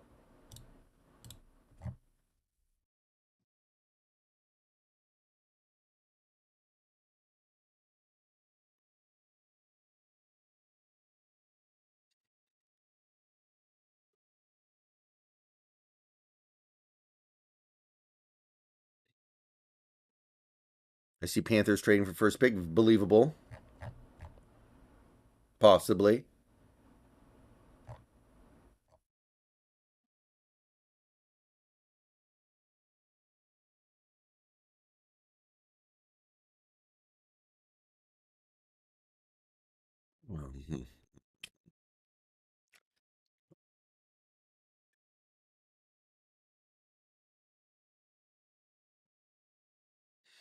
Hoping we get Richardson at 5 and roll with him and lock into next year. If we take Richardson at 5, I mean, look, I like Richardson. I believe that he has the potential to be really good, but man, if we take him at 5, oh man, I don't know. I'm definitely going to be a little bit down on that. You're spending a top 5 pick on a guy who is the world's, he is the furthest thing from a sure thing in this league. Like, he is the definition of huge risk. I just can't do it. I know he's super talented, but Malik Willis was super talented last year. And at this rate, I don't even know if Malik Willis is going to be in the NFL in 2 years. I can't do it, man.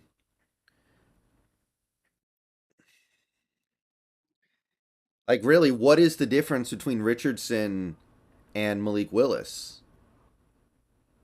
What's the difference? The only difference is that Richardson played for a bigger college, but Richardson didn't play good, so who cares? His completion percentage was like 50, what was it, 53%? What happened to Willis this season? He was terrible. He only played in a couple games, and when he played, he was basically a sack dummy. He just stood there or ran around like a chicken with his head cut off until he got sacked. That's all he did. His ceiling is just so unbelievably high. Well, yeah, but so is Malik Willis's. That's my thing. Like, really, what is the difference between Anthony Richardson and Malik Willis? Malik Willis fell all the way to the 90s because while he had great potential, he had so far to go to realize that potential. Anthony Richardson, to me, is kind of the same thing.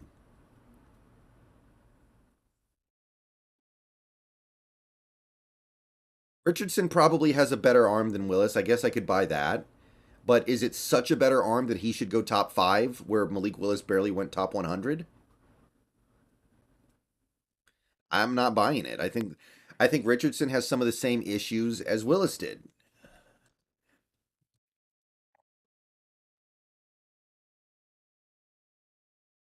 Receiver or cornerback with the 20th overall pick? Probably receiver. Receiver.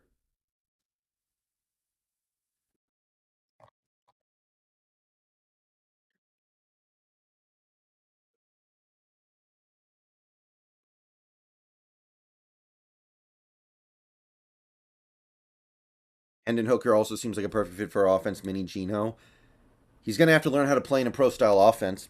I do like Hendon Hooker, although I liked him more when his ACLs were intact.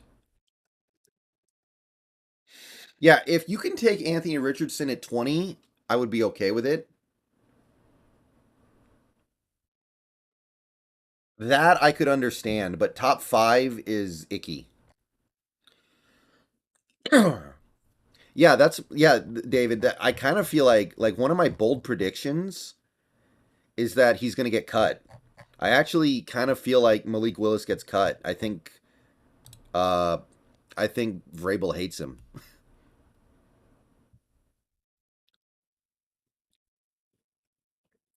Jordan Smith, Addison or Smith, Nigba at 20.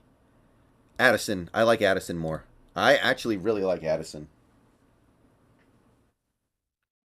Titans GM is gone. Yeah, and I think the GM was the guy who liked him. I think the GM took Malik Willis. Titans GM got fired.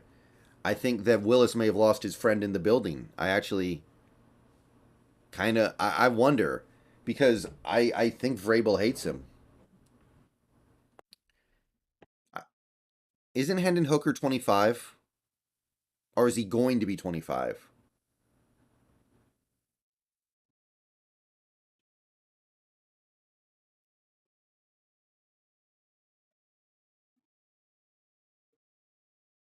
Yeah, Willis was one of the very few quarterbacks last year who I watched play who was worse than Russell was.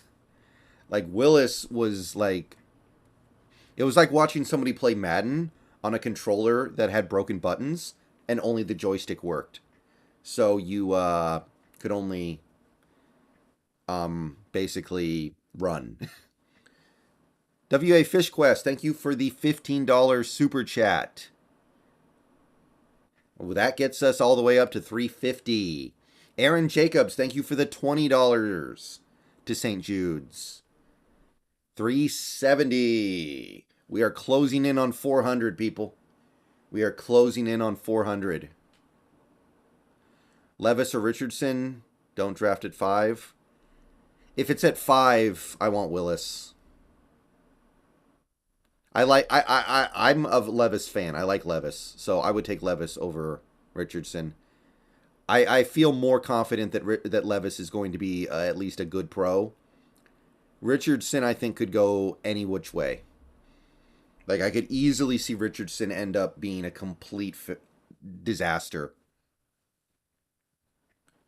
I gotta take somebody who I at least know will be good, like Levis. And the thing is, Levis does have a high ceiling too. He could be Josh Allen. Is John Michael at 22 high? No, not if he has a good combine. If he has a good combine, I think John Michael at 20 may end up being exactly what it takes.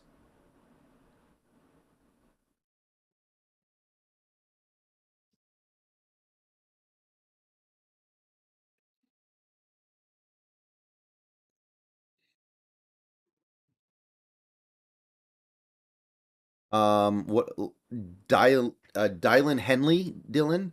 I like him because he's good in coverage. He had a really good Senior Bowl. He showed he could cover, which is important for a linebacker. So that excited me and made him one of my favorite linebackers in this class.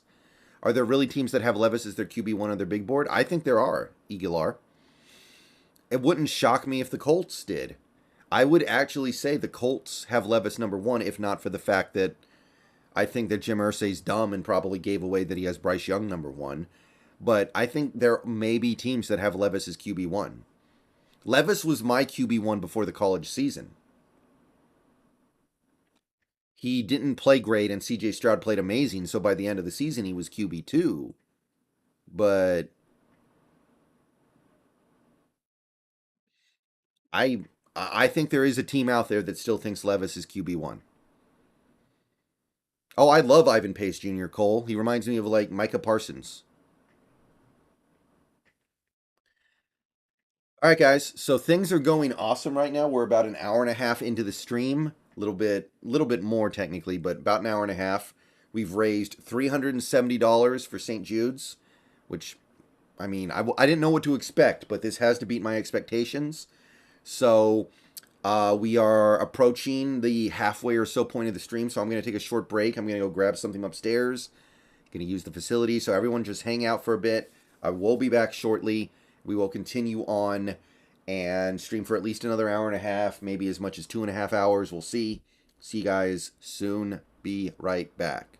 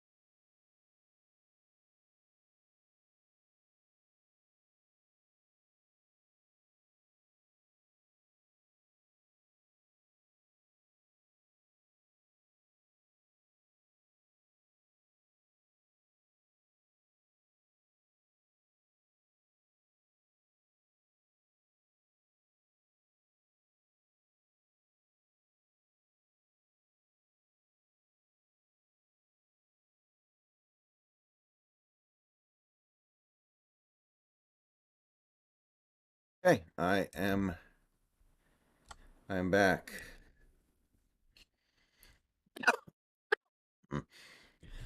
Well, Kiosk Song, yeah, Danny is younger and has a higher ceiling, but Geno's better. Geno literally threw twice as many touchdown passes. Daniel Jones averaged 200 yards and less than one touchdown pass per game last year. Like, very limited quarterback. Ethan, I don't know if O'Dunsey should be in the first. I like McMillan more. I could see him in the first. Oh, hold on. Upo. I almost missed this. Thank you for the $100 dono to St. Jude. Thank you, UPO. I don't know how to pronounce it. Upo, UPO, however you pronounce it. Thank you for the $100 dono. We are now up to $470 raised to St. Jude.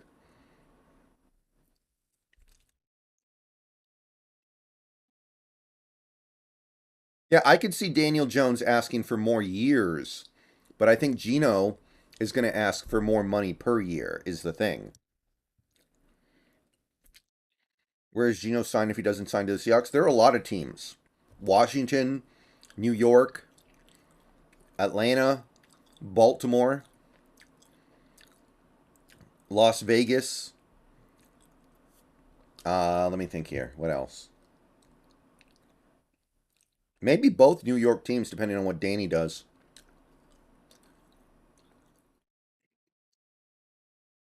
Um, Probably one or two other teams. How far down do you think the Bears trade? I have no idea. I think they just have to get the best trade possible and just pull the trigger and be kind of agnostic to that element of it. Hmm. Very cool, UPO. Thank you. I appreciate it.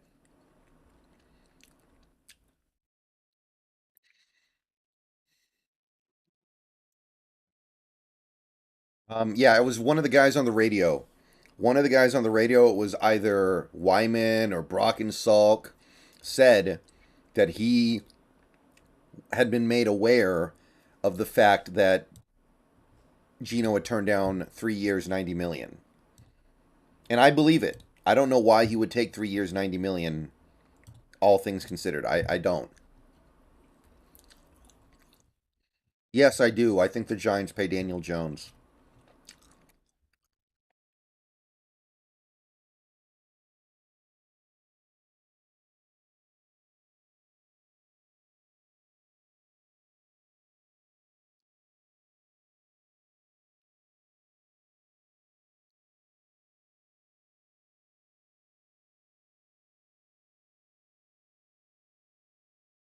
Mike Jaws, thank you for the $30 to St. Jude. And with that, we have reached $500. $500 raised to St. Jude. Awesome work, everybody. At this point, I think we're going to 11. I think we're going to go for the full 4 hours. This thing has done so well, better than I thought it would by a long shot. I think we're probably going to go all the way to 11 at this rate, unless, this chat completely dies. Because this has gone incredibly well. If Geno signs, are you cool with Tyree Wilson at 5? Yeah, I am, David. I like Tyree a lot. I would want to maybe trade down a couple of spots. But if we felt like Tyree Wilson was the best player at 5 and we didn't want to take a quarterback, I'm for it.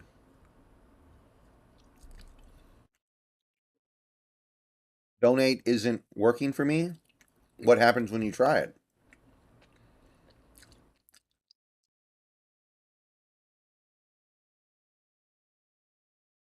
What's your opinion on Richard Sherman? In what way? As a player, as a person, as a representative? When you click donate, I'm doing it right now. It works for me. Would Geno take a 3 year, $99 million deal? That's what I'm hoping. But if Daniel Jones gets like 37 or 38 million, I think that's out the door. As a person, Kind of obnoxious, but has some good things to say.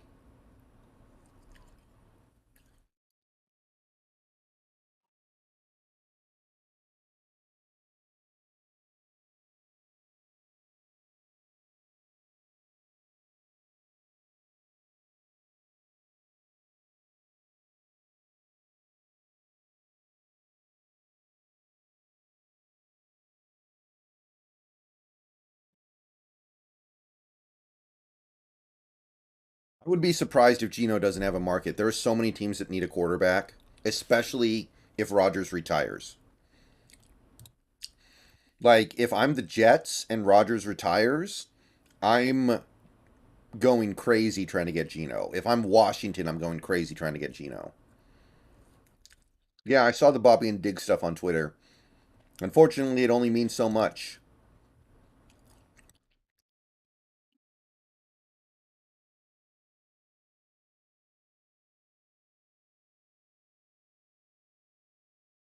Who did the Bucks release for Cap?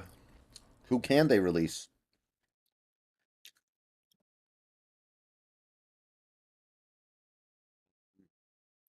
Take a look here.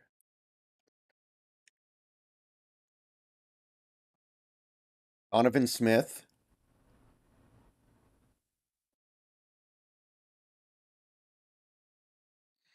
Shaq Mason, Leonard Fournette. Those are the main guys I think they can release. Dennis, I'm not a big fan of Drew Lock. I think it would be okay. I'd be willing to give him a chance to see what's up.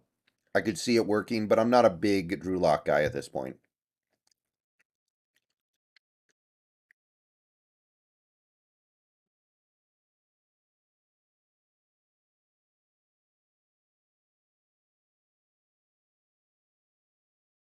Kind of Braden, right?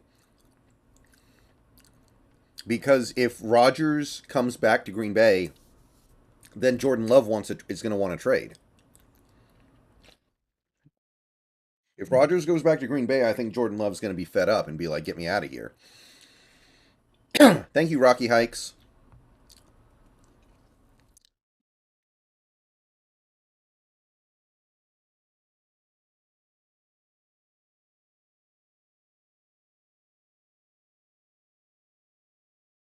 So that would be interesting if Rodgers comes back. Who trades for Jordan Love?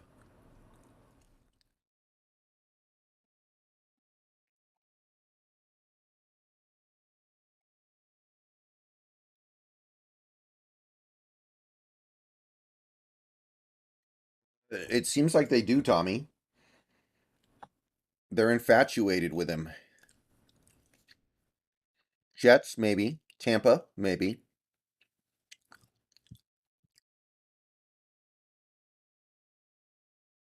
Deron Payne's worth more than Geno. Sorry, guys. Even though Geno's a quarterback, Deron Payne is special. Deron Payne has tremendous value.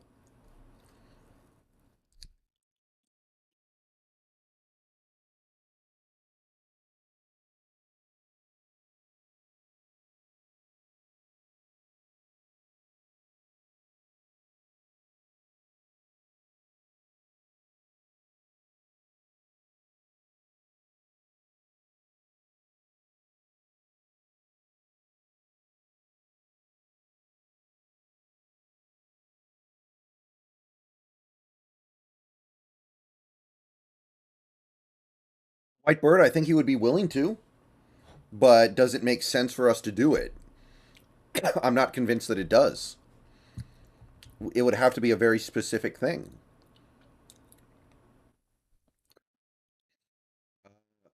These are like I don't know exactly what they're called, but they're like dried mango strips.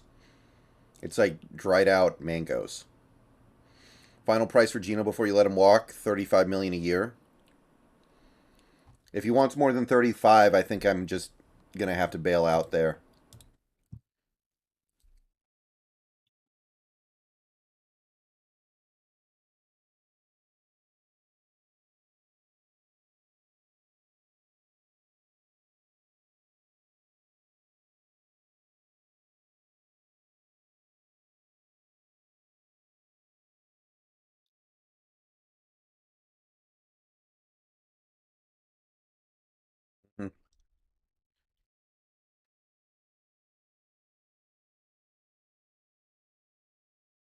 The cap going up, what is 35 million last year's money, like 30?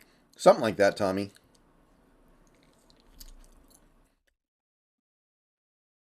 I'd be fine with Tyree Wilson if he's the best player at 5, Dylan.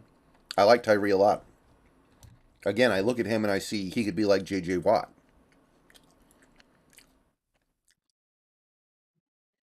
Second and third or late first for Geno. I don't think I don't think you could get a late first. I think second and third, like the Washington proposal I made, is more in line with reasonable expectations.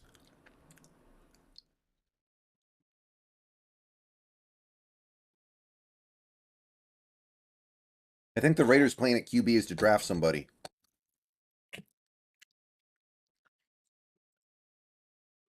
Yeah, Thiago, I did hear that as well. Hopefully it's the case. Thing is, he might still want 45 million.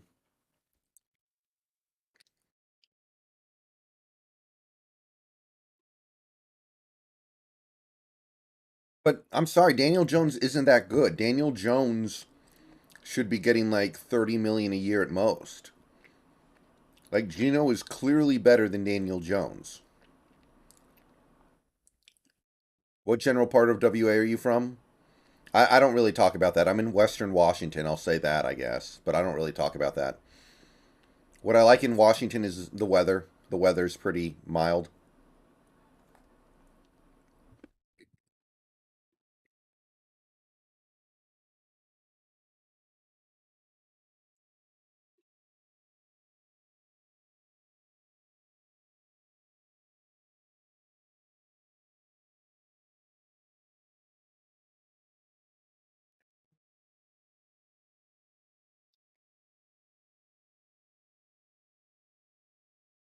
What happens with our number 5 pick? As of right now, I think we end up drafting a quarterback because I'm starting to think we don't bring back Geno Smith.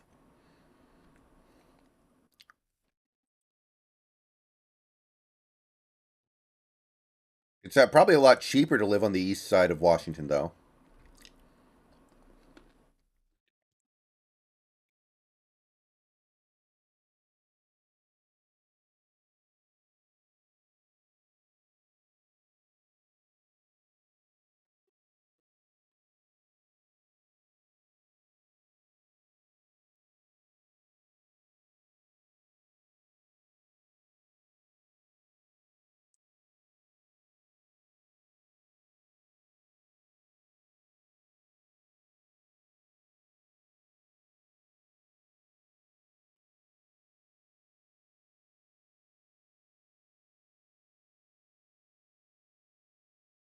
If we extend Geno, I still think we can get Jalen Carter. I still think Jalen Carter falls that far if the Bears trade down, which I think they're really trying to do. So it's kind of out of our hands.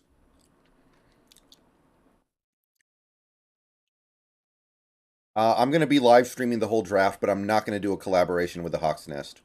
I'm going to be streaming the draft, and he's going to be streaming the draft. We're going to be separate. Yeah, the Cardinals trading down makes sense because they're such a bad team. They kind of need everything, and they don't need a quarter. Well, they can't get a quarterback.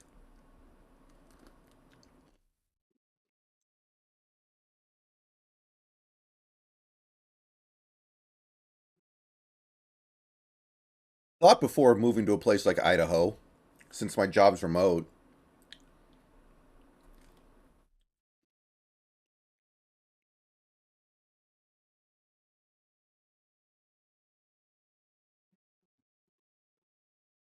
Like Daniel Jones is the definition of a guy who should be getting the middle class QB contract.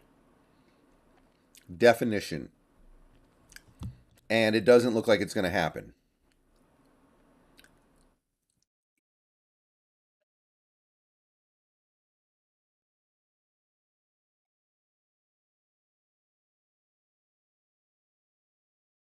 Top 3 prospects in the draft: Stroud, Carter, Anderson.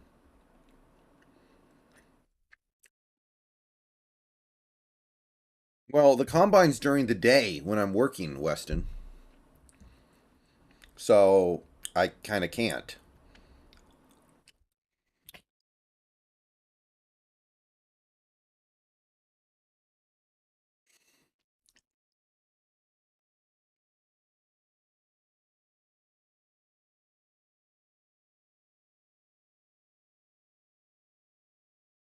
And I don't think very many people would show up because they'd be at work.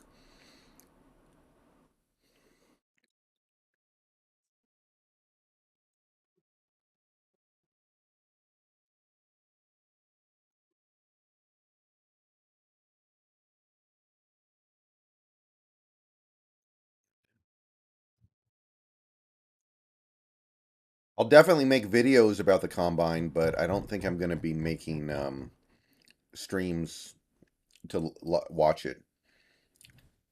Yeah, that's probably going to happen, Weston. I imagine.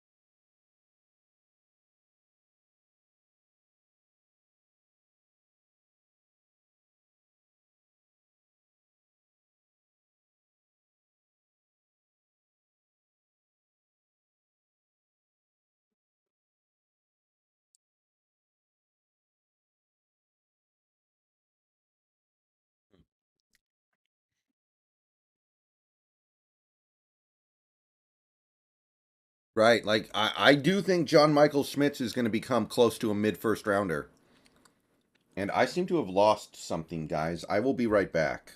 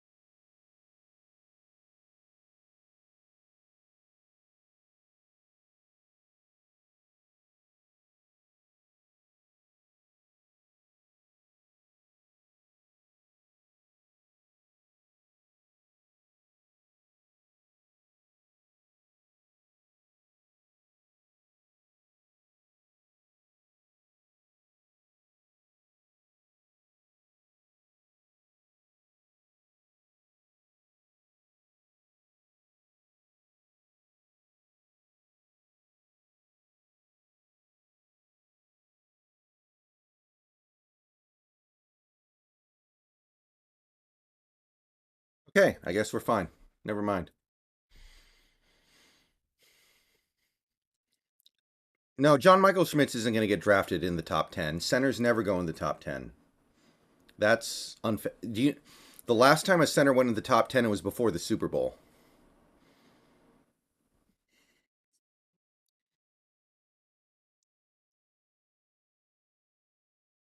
You know, Luca Van Ness might have a bad combine.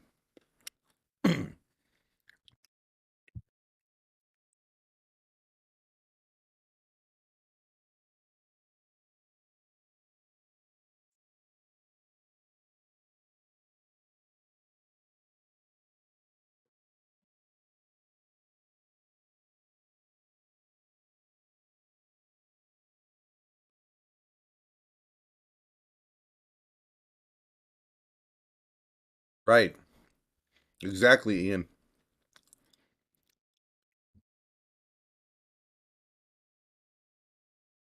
Top three picks for the DL other than Carter: Tyree Wilson, probably Miles Murphy, and then maybe Siaki Ika. Maybe that's too much of a reach, but maybe.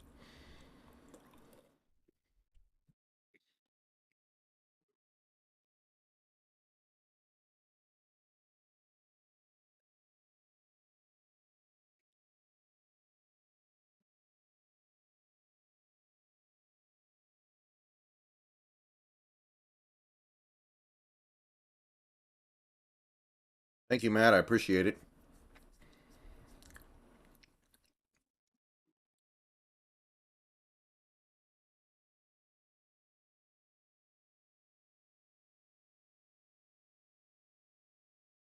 I mean, at the end of the day, I just want all these guys to compete with each other and then figure out who does best at each spot, right?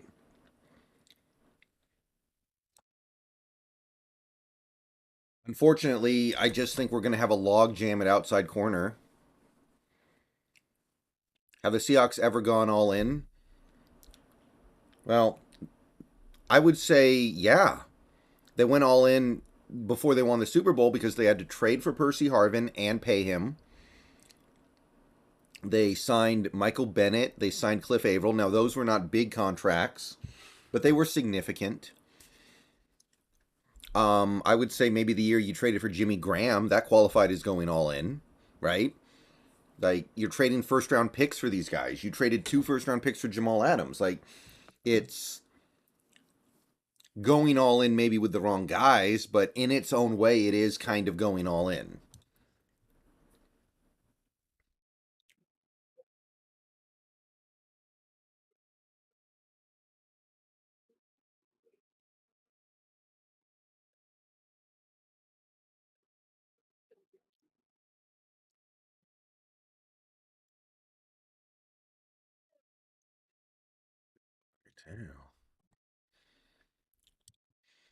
Well, I kind of agree with I don't I disagree with that, Tommy.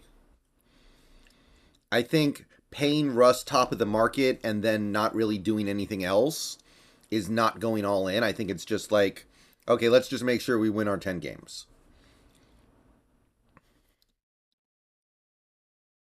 But if you're talking about like mutilating their cap, they've done a pretty good job of not doing that.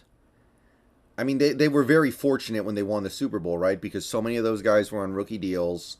They got Cliff Averill and Michael Bennett at an extremely cheap rate because for some reason those guys just didn't care about money.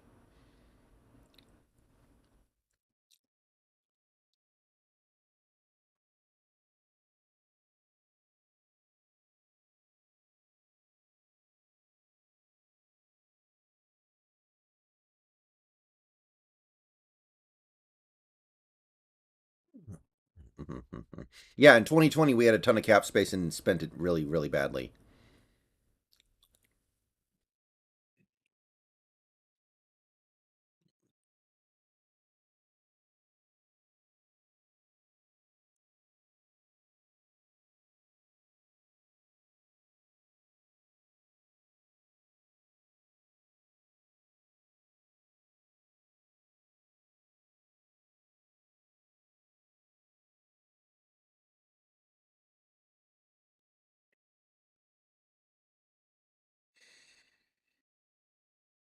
Yeah, but the thing is, Greg Olson got a 1 year deal, so he took up a huge chunk of the cap. If you bring in somebody who's going to be a multi-year deal, it's going to be less of a cap hit that first year.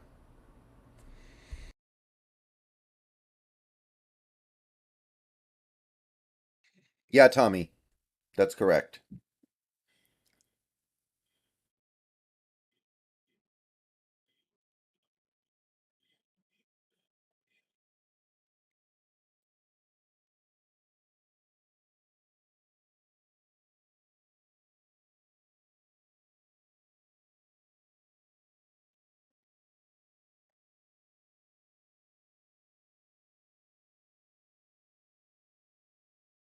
The thing is, like, all the moves we made that offseason individually were fine, except maybe the Greg Olson one, but you add them all up and it doesn't make sense.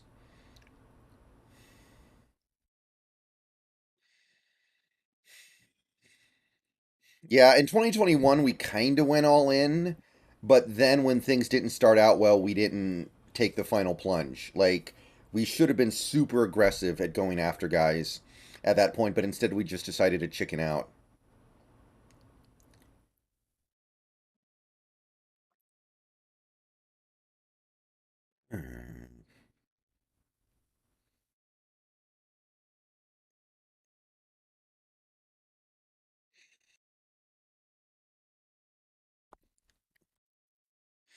I really liked the BJ Finney signing. I thought BJ Finney was going to be good, and then he literally never played for us.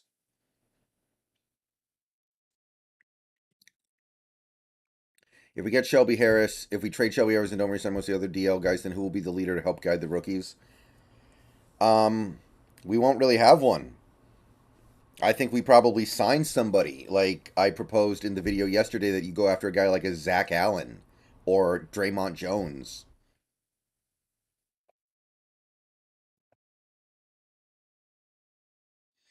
Vikings snag Schmitz at 23. Hmm. Yeah, see, I think he's going to end up being perfectly good pick at even at 20 when this is all said and done. I actually don't think someone's going to trade for Harris. I think you're going to cut him, and I'm fine with that. I don't have a problem with it. Is there anybody from our practice squad that you think has a chance to move up? Does Cade Johnson count? Does Miles Adams count? I would probably say those two. Yeah, I think Harris gets cut if you decide to go that path, and I think that's fine.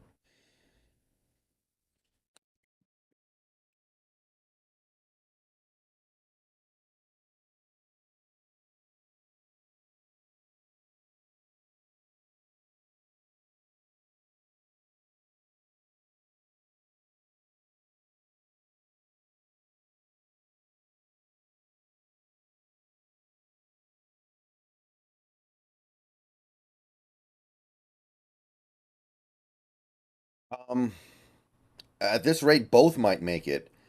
The thing, I'm done with Eskridge as a receiver. The only thing about Eskridge that might work is making him a punt returner. Otherwise, I would cut him.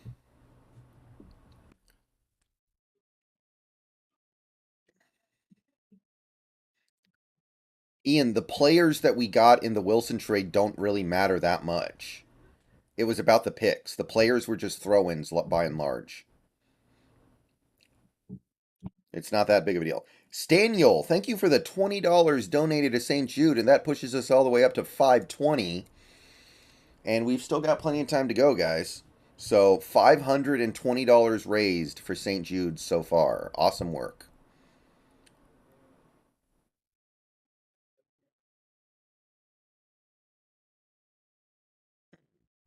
Hidden draft gem guys that are third runner below that you think have a chance to be stars.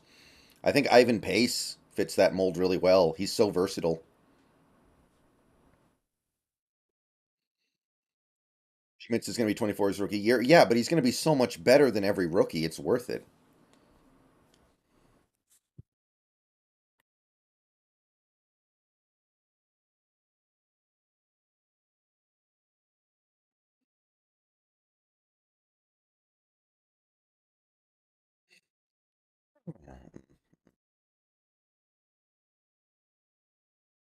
Thank you, DD Cat Lover. Appreciate the support. Yeah, offensive lineman can play longer. And also, like, are you really going to be upset that you only got like 12 years out of a lineman instead of 14? It's not that big of a deal as long as the years you get are good. Like, look at Jason Kelsey. He might be the best center in the league still. Isn't Kelsey like 36 now?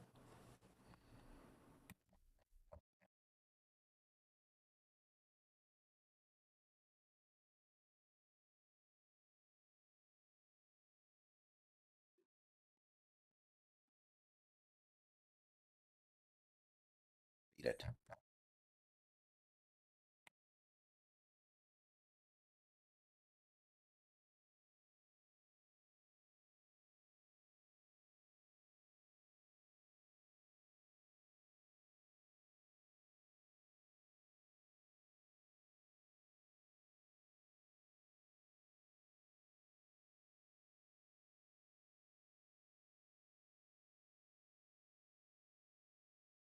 DD Cat Lover, thank you for the $20 donated to St. Jude's. That brings us to 540.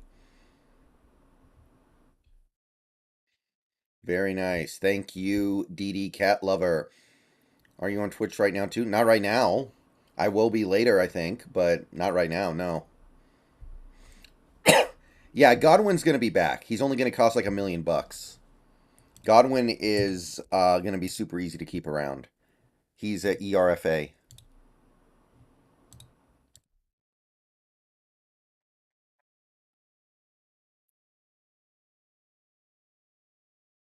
Yeah, I'm gonna beat. Yeah, by the way, I'll say this again for anybody who missed it the first time. My intention is to beat Hogwarts Legacy tonight. So if you want to see me beat Hogwarts Legacy, click on the link that I just posted in chat to Twitch and hit the follow button, and I'll be live later. And I'll be playing tons of other games throughout the year as well. So definitely, if that seems like something that would interest you, head on over.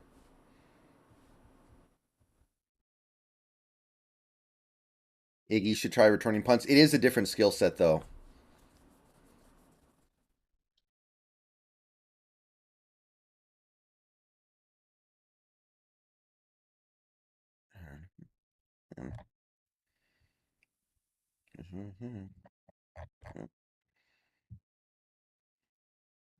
Yeah, Titman's interesting, but I'm starting to feel like John Michael Schmitz is way better.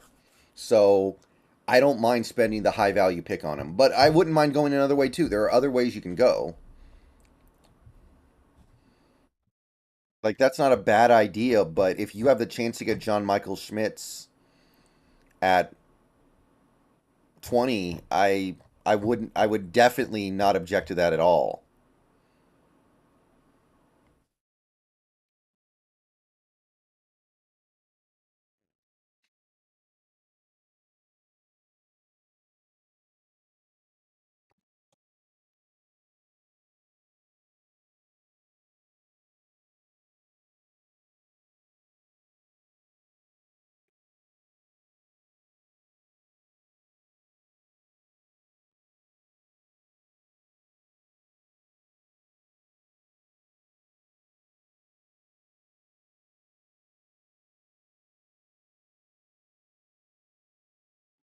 Yeah, Linderbaum was awesome.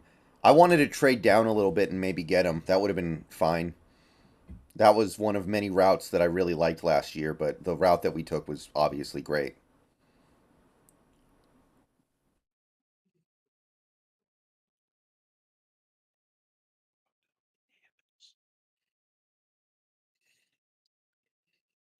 Mm.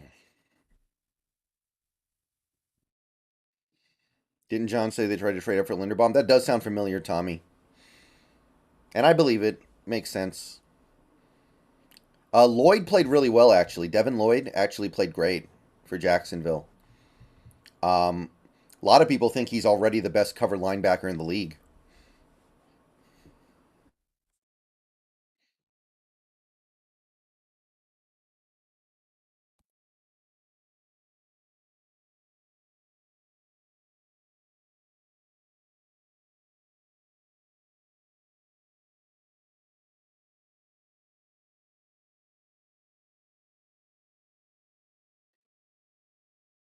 Best XFL team thus far? I'm not sure.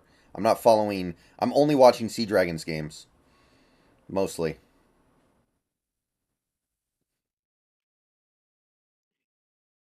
He got benched in Jacksonville song? I didn't hear that. I just remember those first. I feel like the first 2 months of the year, I was looking at him and I was really, really impressed. I did not know he got benched. Maybe he fell off a cliff. Maybe he hit the rookie wall, but I wasn't aware of that.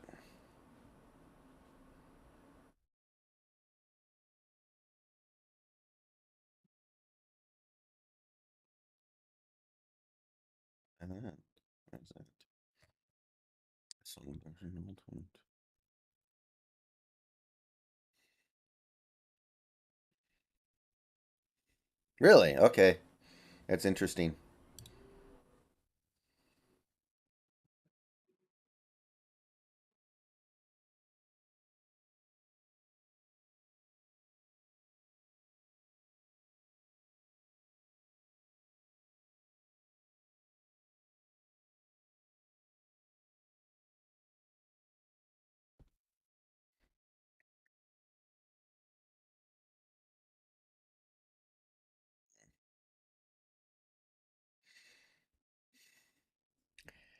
I don't know. I'm still not ruling out Devin Lloyd. Would you trade up for Jalen Carter and trade down from pick 20 to recover some picks? No. Estimated draft compensation moving back from 7 and also 9. Moving back to 7. It depends on who's there. If you're trading back with a team that wants a quarterback, then I think you get a lot. I think you get a lot less if somebody's trading up to get like Tyree Wilson or something. It's very contextual. I don't think you can answer that not knowing who the guy you're trading up for wants. Yeah, Arizona. That's another thing too. That's a good point. Arizona probably wouldn't trade with us.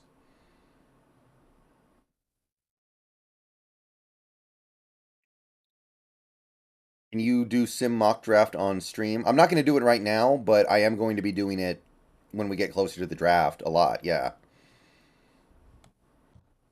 Hmm.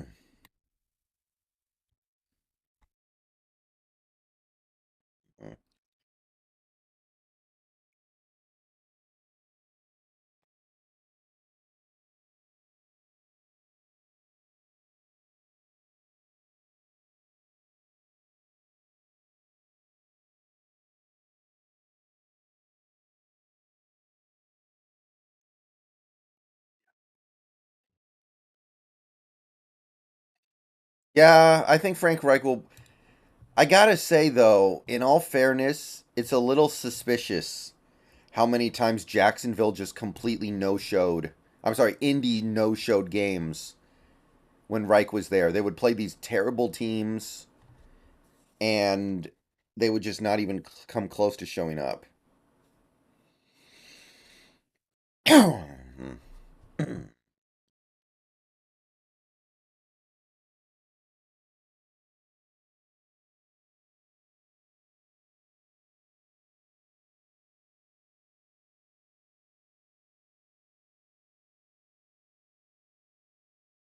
Devin Lloyd looks like he played a full allotment of snaps in the playoffs, at least. I'm looking at the Jacksonville playoff games. He played plenty in both.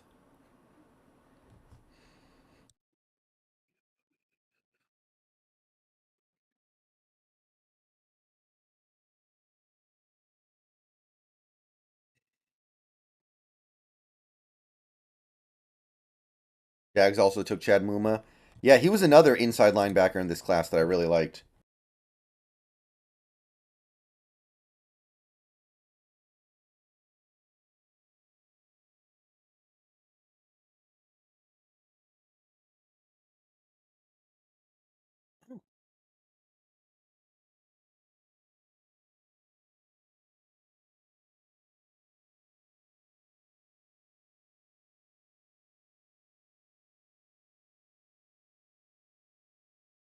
Yeah, exactly, Matthew. That's why I keep saying that to people who are so mad that we only have five instead of three. It's like Denver probably should have won a few more games than they did, and they were just terrible at the end of close games all year. Like, it is what it is,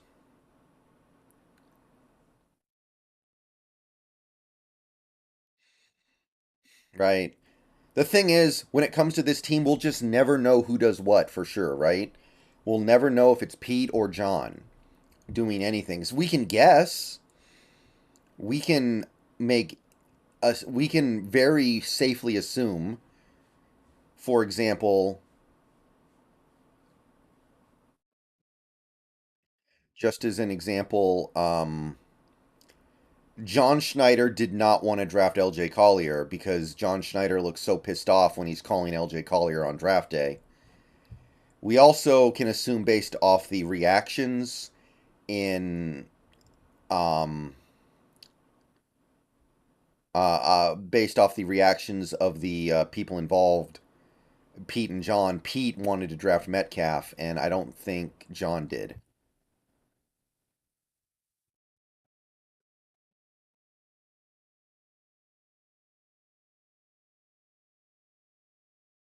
Would you rather be in the middle playoffs or have a top three pick? I'm always going to take the playoff spot, especially with the way the NFL is right now, where teams keep getting hot and making freaky runs to the Super Bowl. What happened on draft day? Well, John Schneider looked really, really unhappy when they were calling in the pick for LJ Collier. So I think it's safe to assume that he didn't want anything to do with Collier, and that was a Pete pick. I also think Metcalf was a Pete pick, though.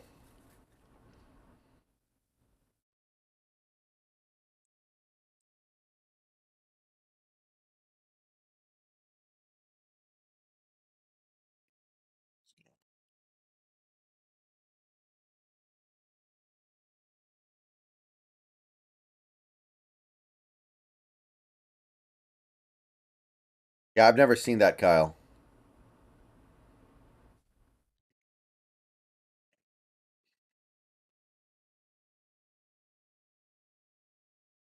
I thought Collier was a reach, but I didn't think he was going to be anywhere near this bad.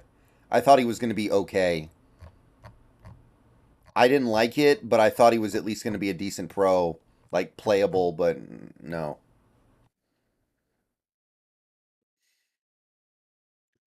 I like the first round buy, Tommy. I think the first round buy is fair. I got no problem with it.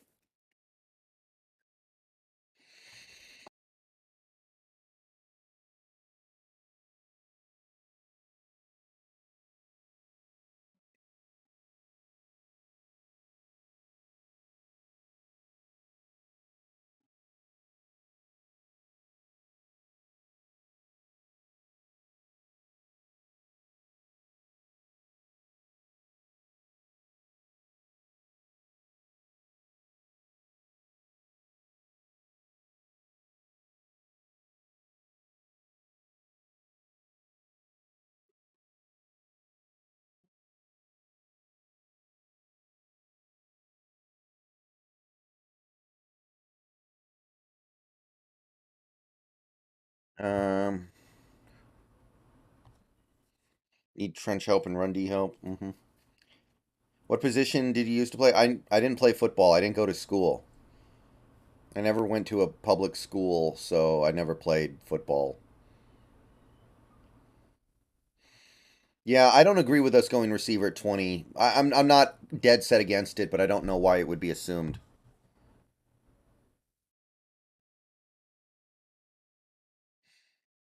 Wow. So they actually sign a really good backup quarterback like Colt McCoy, and now they might not even be able to use him when they need him. That sucks. I like Colt McCoy. I feel bad for him.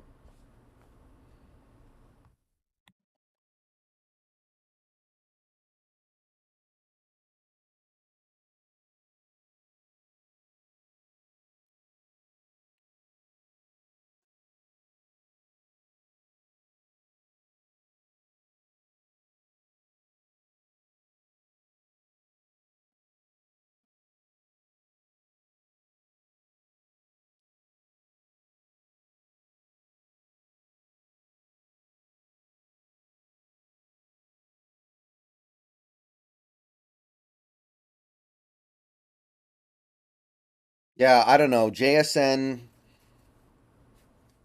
in the first round, I'm not really feeling that. I like Addison more. But honestly, I don't think receiver should be at the top of the line.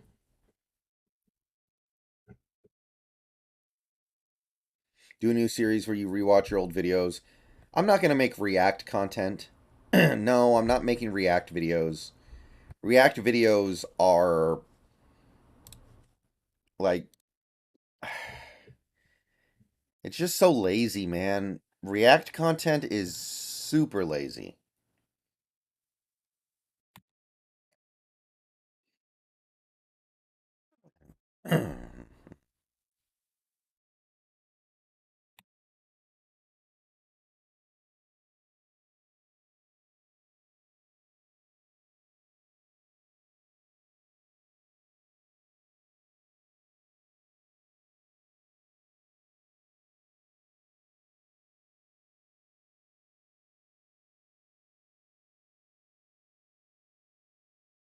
Oh yeah, I know people get rich off of it, but React content is like the laziest stuff ever. It depends on the day, Matthew. Some days I spend very little time on YouTube, some days I spend a lot. It depends on what I'm making, what I'm prepping for. It heavily depends. It's really hard for me to answer that.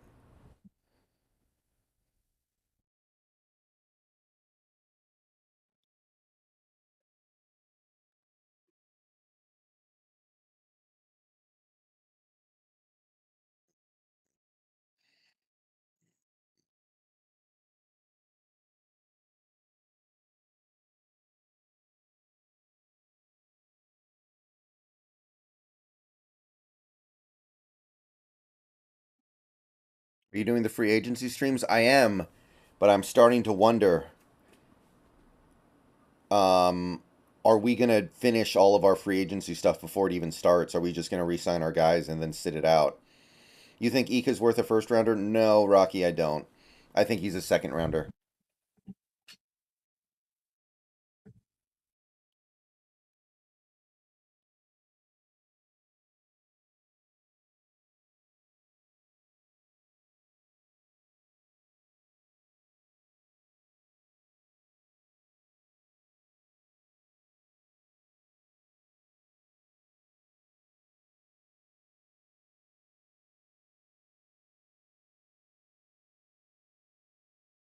Yeah, I saw a lot of stuff I liked with Jervon Dexter, but I'm going to have to take a closer look at it and see if it makes up for the fact that he gets off the line really, really slowly.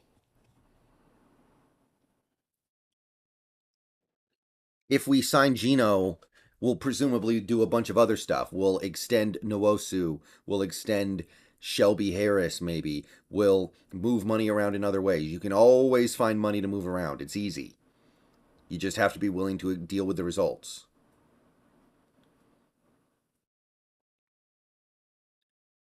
Like, trust me, it can be done. It's just not comfortable.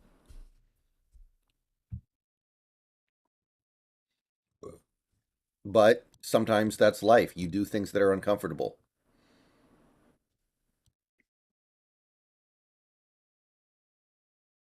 We've almost hit 100 likes, by the way, which is pretty crazy because honestly, we barely hit 100 viewers at any point during this stream.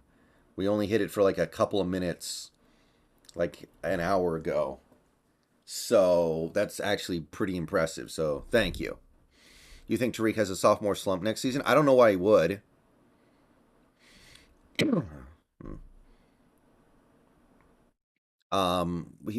did what he did this year without much of a pass rush. Yeah, Tommy, but that's what it takes sometimes. Sometimes that's what you need to do if you want to go for it. It's either that or you get a rookie QB. Or excuse me, a QB on a rookie deal. Like, that's what it takes in the modern day. One of those two things. Most likely breakout candidate for 2023, Mafe maybe. Is Geno a 1 year wonder? I don't think he is. He could be. It's always possible.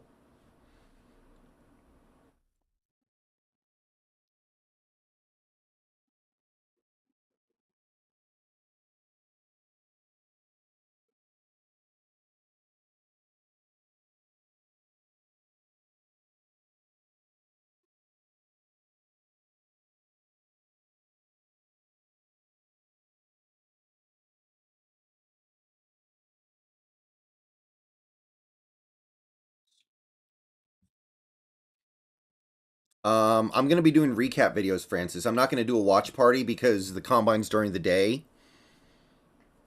and I'm not gonna stream during the day because I'm working and very few people would show up. Well, Kyle, here's the thing: you're not just trading for Ramsey; you're trading for his contract. So I don't think he would be worth a second.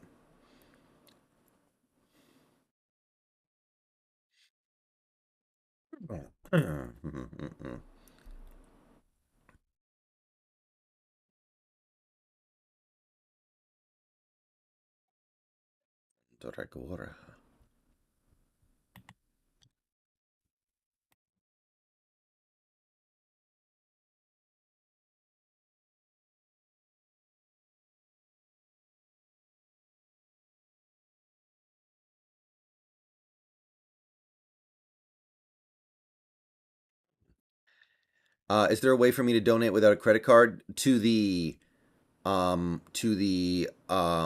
St. Jude? I don't think so. Maybe you can do it with PayPal.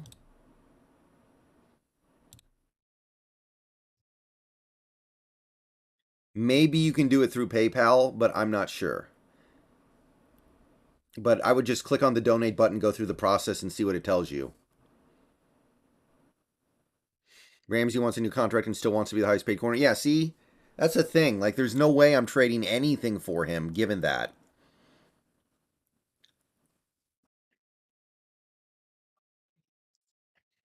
Oh, yeah, T-Man, number one ranked center in high school, but can he still do it? And look, tackles are worth more than centers. So if Peter Skoronowski can play elite tackle, that's more valuable.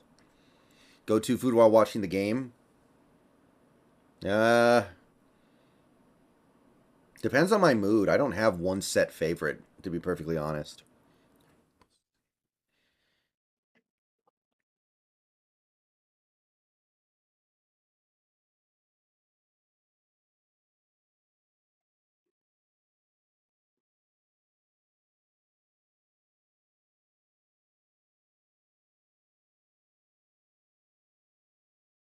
Pizza's pretty good. Maybe I would say pizza. I don't like wings that much. Nachos are nice.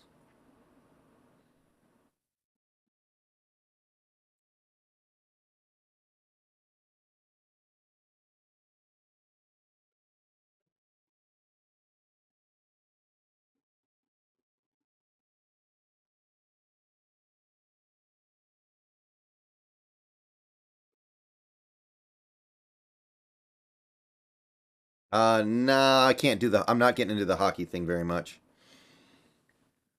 So far, it hasn't clicked with me. Like Ramsey's still pretty good, but I don't think he's even in the conversation for best corner. Like Sauce Gardner's probably better than him, and I think Sauce is overrated.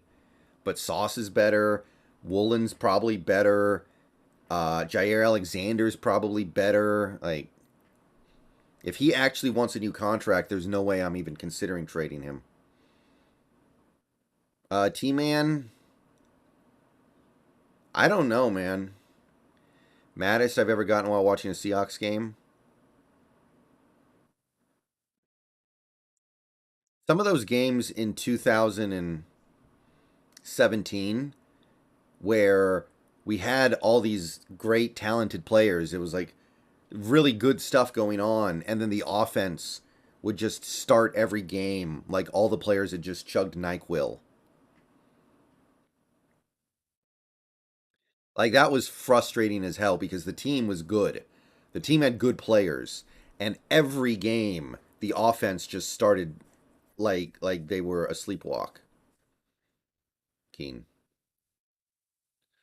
I didn't even care about Blair Walsh. The Blair Walsh stuff was whatever. Like Blair Walsh was such a scapegoat for the problems with the team. That team had massive problems, and everybody just wanted to say Blair Walsh, Blair Walsh, Blair Walsh. No, screw that. There were like probably 10 games that year where it took us 20 minutes to get one first down. And I'm getting tripped up on Blair Walsh. No, how about you beat a team by 20 points so Blair Walsh doesn't have to do anything? Nolan R. Vance, thank you for the $50 dono to St. Jude. That gets us all the way up to 590. $590 raised for St. Jude.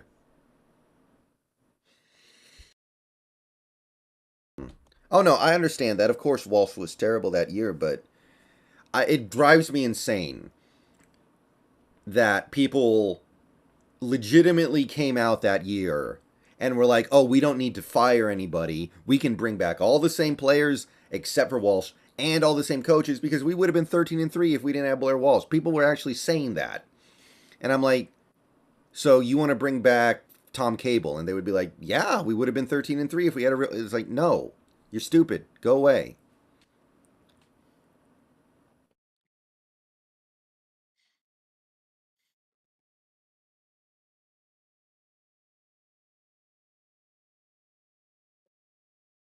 It was just one of those. It just annoyed the hell out of me because people look for these easy scapegoats. People look for these. They don't want to use their brains. They just want to find one guy to be like, okay, I'm gonna blame that guy, and then I'm gonna turn my brain off.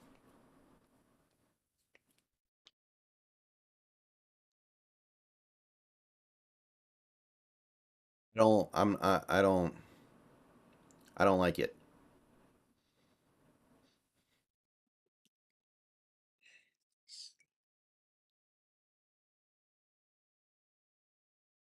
Let's see here. Yeah, like Travis Homer has one bad play. He has the one fumble, and we blame it on him. Never mind the fact the offense is kind of sleepwalking that whole game.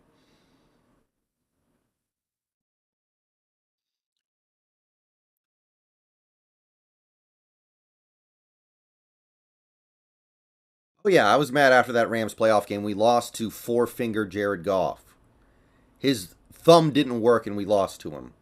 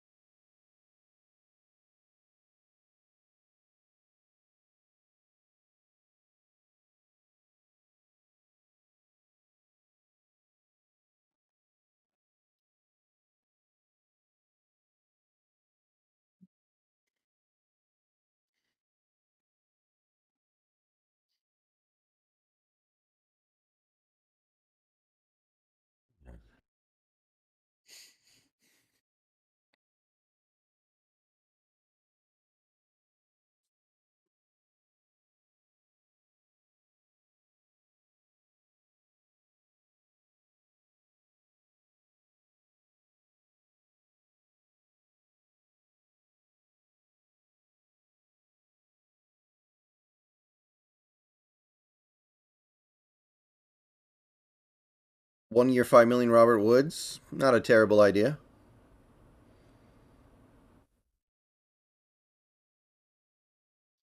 Especially if you're going to be aggressive here.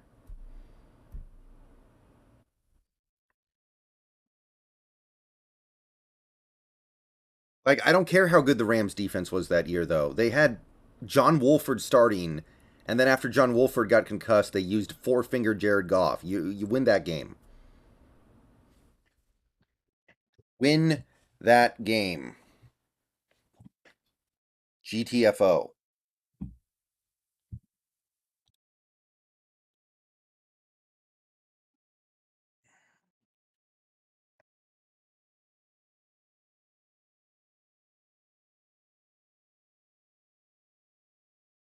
Yeah, Wilson was terrible in that game. Very true.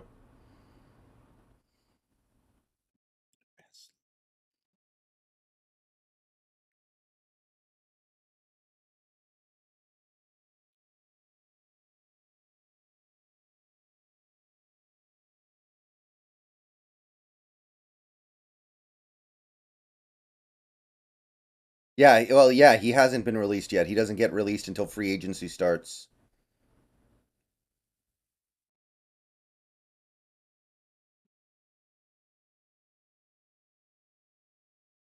Moore was definitely not great. He had his moments. He wasn't bad or nothing. He had his place, but he wasn't that good.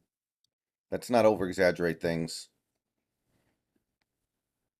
95% trade back, regardless of who's there. No, I completely disagree, Nolan. Like, I don't really want to trade back that much. We already have too many picks. Like, you can't have 20, 25 rookies on a team because a bunch of them aren't even going to make the team because you can only have 53 players.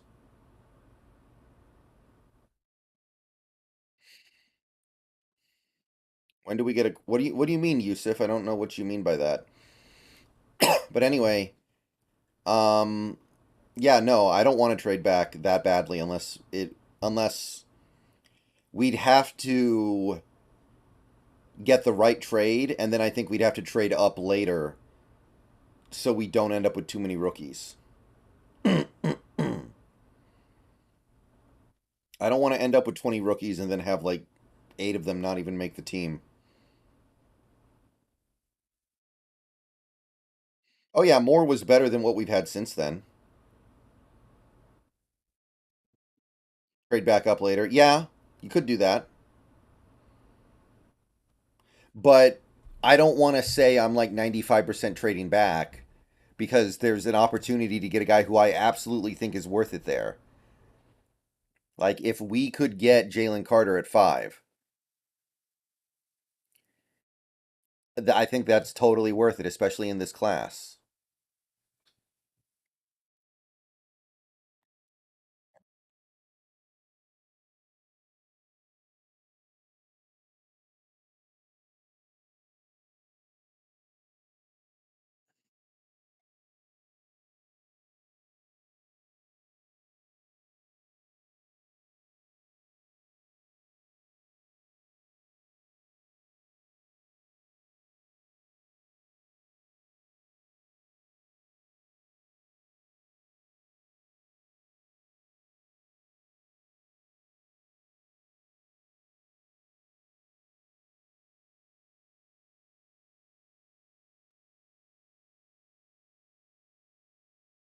what our offseason looks like if we sign Geno.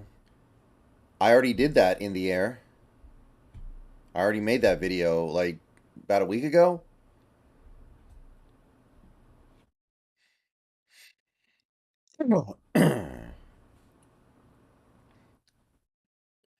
Lockett, I mean, look, they're two completely different receivers that bring two completely different things to the table.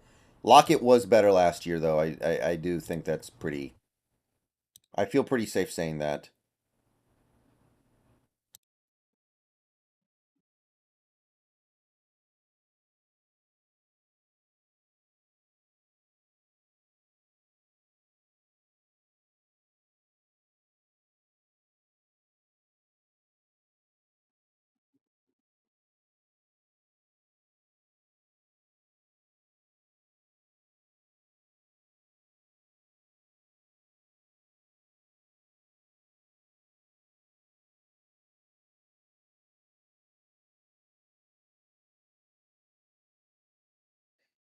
Yeah, DK gets double teamed a lot. That's a good point. Um, I don't have a problem with the way DK plays most of the time, but you know, they're two completely different receivers, and they're both really special. And I'm just happy that we're in this situation. I don't have a super strong. I don't feel the need to pit them against each other. Yeah, I saw that team, man. Yusuf, I would love to go after Deron Payne, but you better be ready to get the lube out when you're trying to put together the contract because it's not going to be cheap.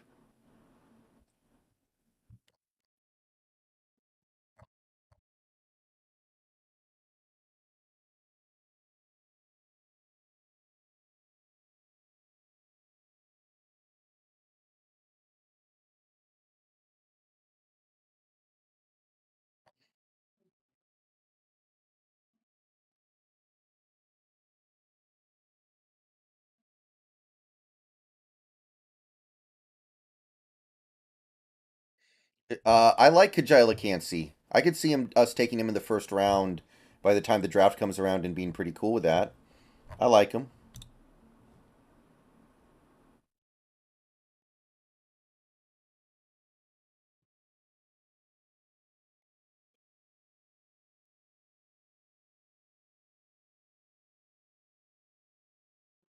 Oh man.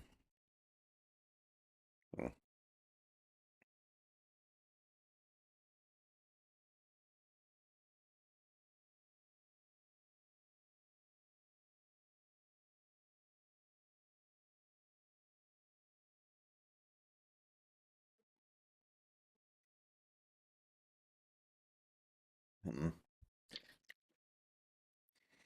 Well, we utilize three different tight ends quite a bit. So there's just not the opportunity to utilize one tight end a ton when we have three tight ends that we like. And we made that work pretty well. We utilized our tight ends pretty effectively. We ended up having a top 10 offense with what we did.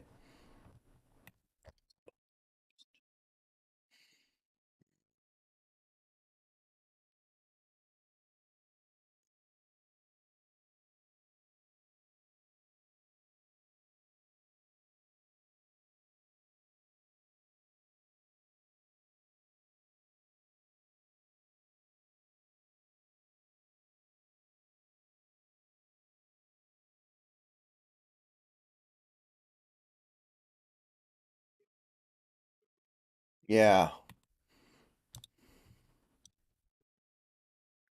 Which is why I'm not that mad about. A lot of people really didn't like the Disley. Still really don't like the Disley contract. I'm not that unhappy about it at this point because it enabled the 13 personnel. We have an anonymous donation of $10 to St. Jude. That gets us to 600.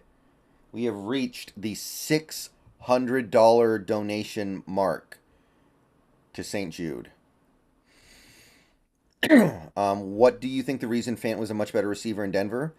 I think it was probably because he was in an offense that didn't have three tight ends that they wanted to give pretty significant usage to.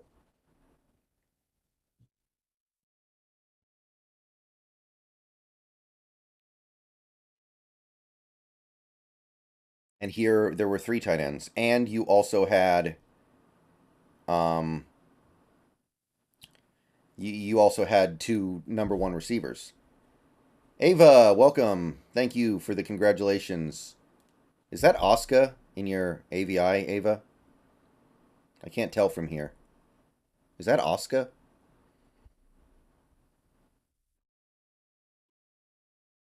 I am not familiar with Darnell Washington yet.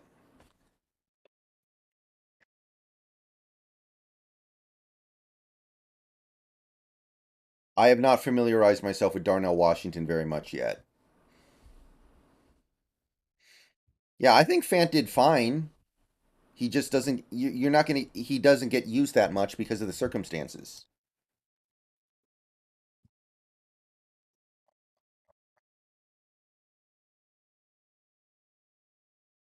Yeah, Disley's not saving that offense. Remember, they got pretty good production from what was the name of that tight end, the rookie, Dulcich, and he didn't do. It didn't matter that much. Well, we're definitely not going to get our money's worth, Dylan, but I think Jamal can be a good player for us. I think he can add value. We're not getting our money's worth. That's a lost cause, but we can get something good. Yeah, I'll take a look at Darnell Washington. The problem is we don't need a tight end at all unless we trade Fant. So looking at tight ends in the draft feels like a waste of time until we trade Fant. And there's no way of knowing if we're going to trade Fant. We might not trade him until the draft.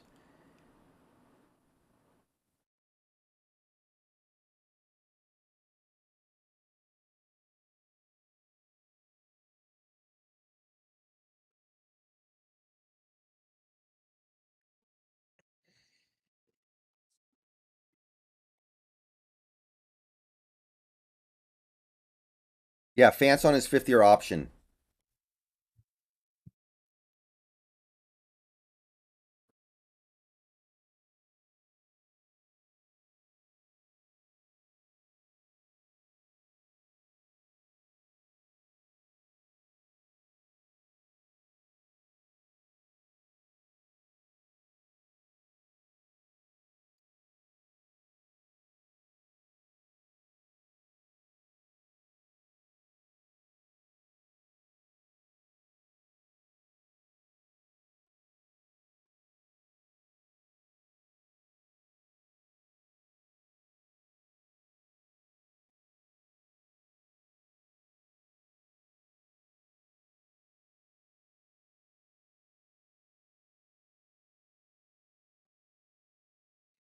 Underutilized at GA? Okay.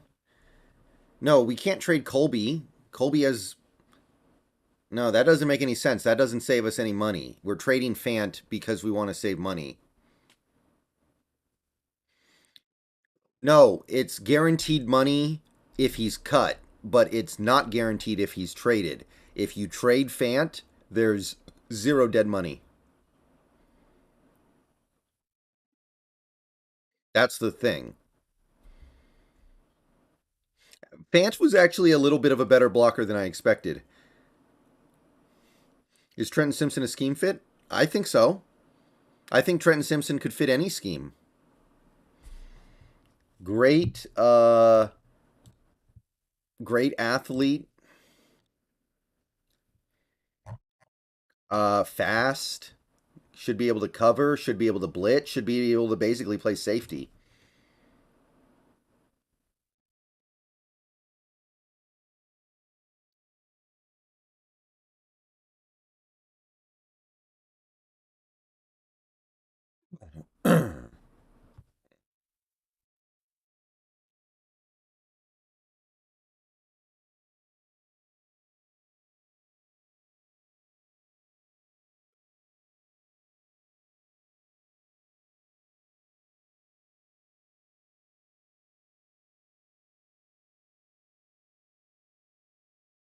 Yeah, Trenton Simpson's not going to be great at taking on blockers because he's smallish, but I think he'll be. I like Trenton Simpson a lot. Feel like Pete will love Darnell Washington. Hmm.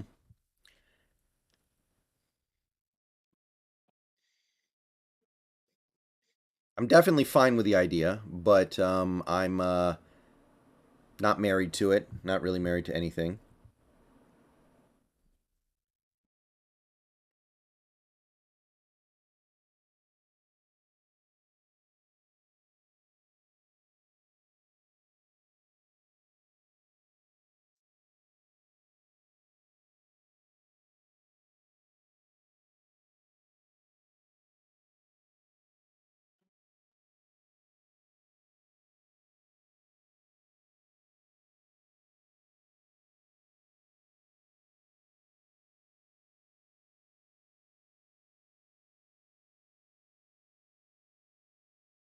Uh, the thing is, I think Sewell's weakness is a much bigger problem.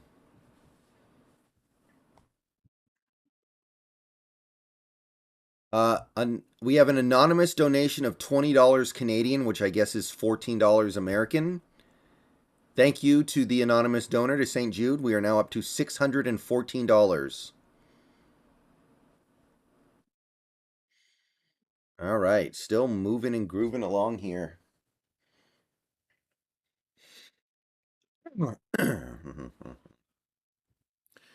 Okay, so I guess I'm gonna have to do some scouting on tight ends. You guys are kind of convincing me the Fant thing could actually happen.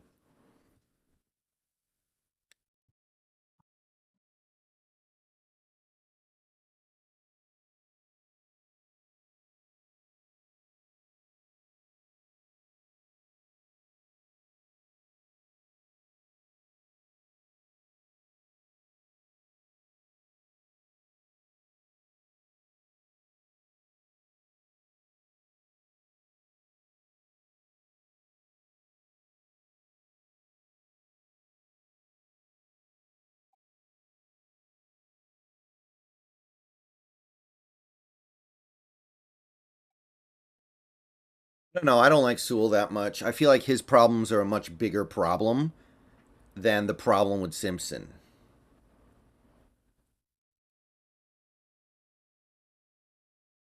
Just Washington.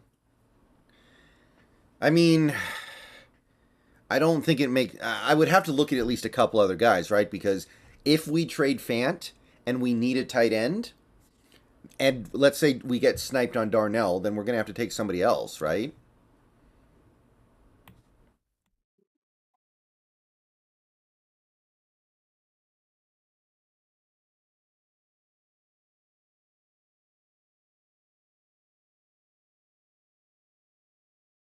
So I'm gonna at least have to look at other options.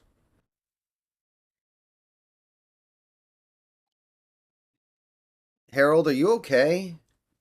Harold, what are you doing? We were apparently going to take Kittle, and then the week actually, I think we even called Kittle and told him we're going to take you here, and then the Niners took him right before our pick.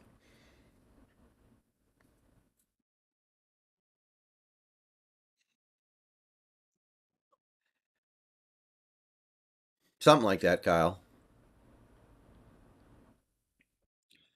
Now, Dylan, because we're not planning on keeping him beyond 2023, so let's get something for him, especially if it gives you the opportunity to get somebody who's maybe better and cheaper, like Darnell Washington could be.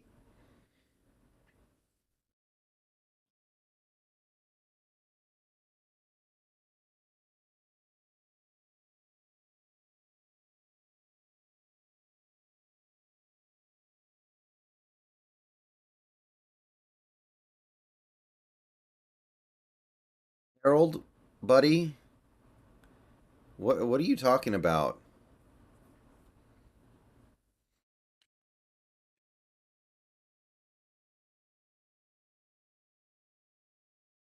Um, Maybe Ian if he was willing to play for like the veteran minimum, but we're gonna have Jamal Adams and Ryan Neal. We don't need Abram too.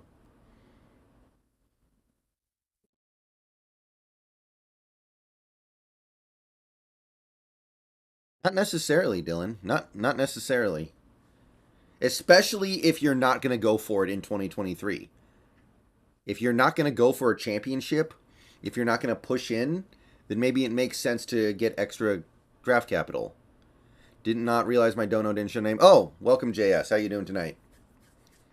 Would you bring Bobby back? Only in a very specific circumstance where we aggressively go all in to win the Super Bowl this year. We would have to do crazy contract voodoo to bring back Bobby and Geno and go after some big free agents.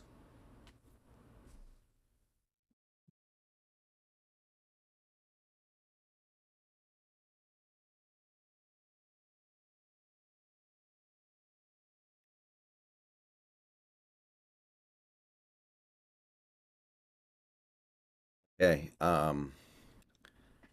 It was kind of funny for a while, but I've had enough of that.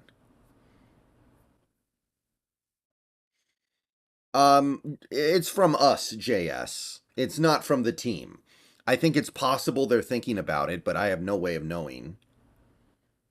What happens after the season if we go all in? Do we retool, blow it up? Yeah, we take our lumps a little bit. Maybe you could go all in for a 2 year window. Yeah, you could do that, especially if you move Jamal Adams next year and Quandre Diggs and Disley. You could probably make it like a 2 year window, but after that, it's going to start hurting.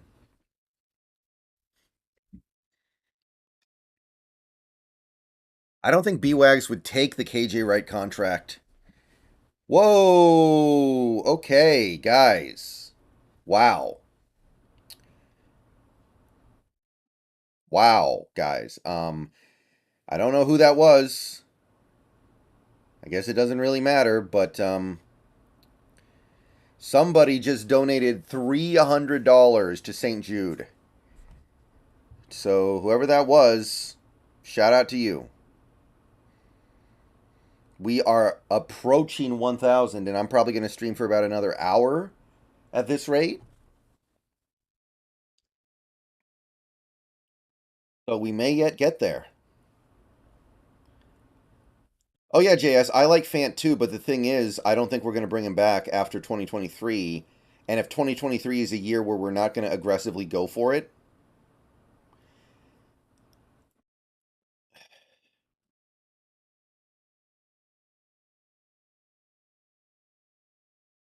then why keep him around? Why not get something for him now? Why not move the salary?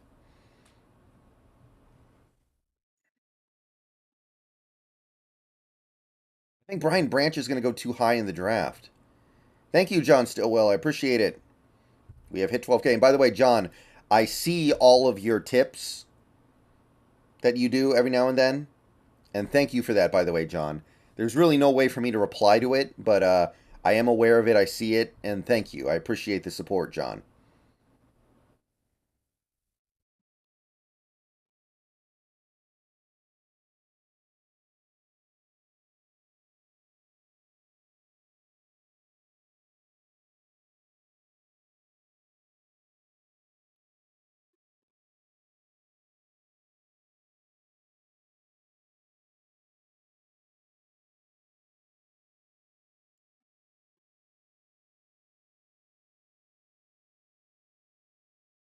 We have another anonymous donation of $20 to St. Jude. There's a $20 dono up to 934. $1,000 now seems well within range. Sleeper picks in the upcoming draft. Right now, the guy that I like is Ivan Pace.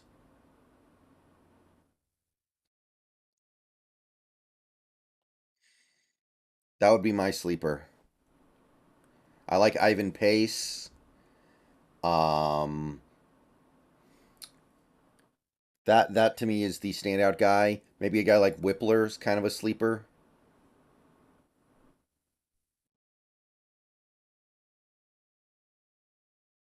I'm not a big fan of Jackson Smith either, JS. I don't see anything super stand out with him personally. I like Addison more, and honestly, I might like Zay Flowers more.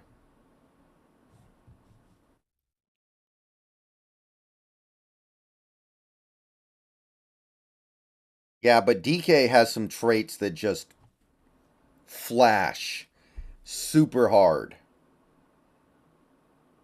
I don't see that with JSN at all.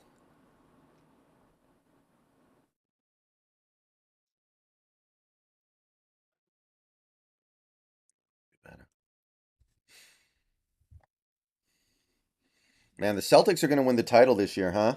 So that coach they fired, Udoka, I guess he just wasn't worth anything.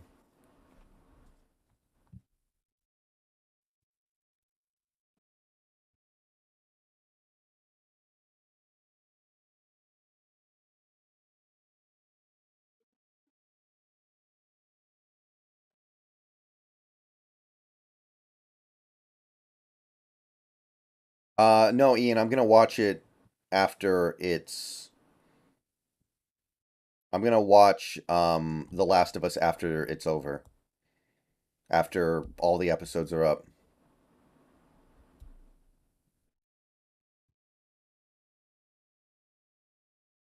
Bucks have won 13 straight, really? Okay.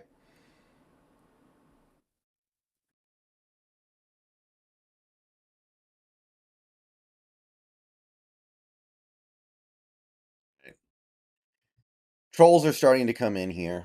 Well, unfortunate.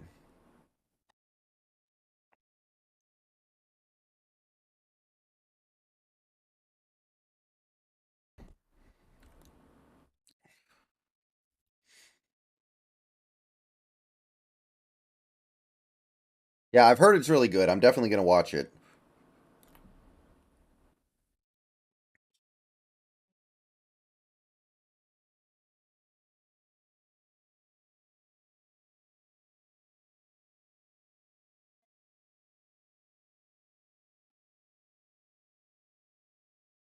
Evan Berg, thank you for the $20 dono. We got up to $954 raised for St. Jude. 954.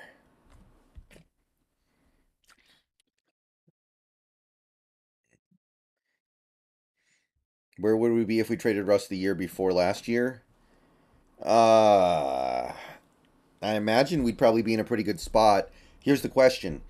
Do you like the 2021 draft class as much as the 2022 class? Because, well, let me take that back. Let me rephrase it a little bit here.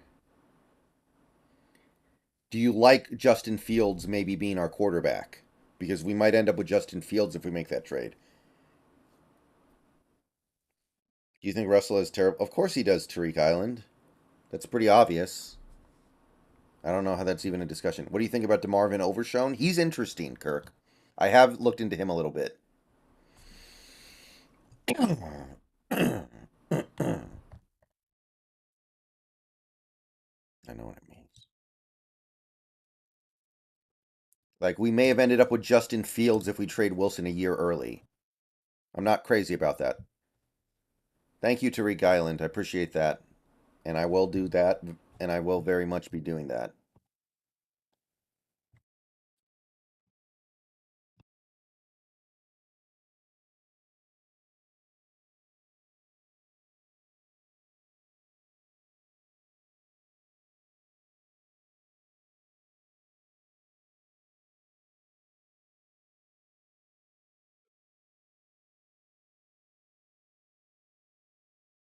Who's your pick for running back this draft, and at what pick?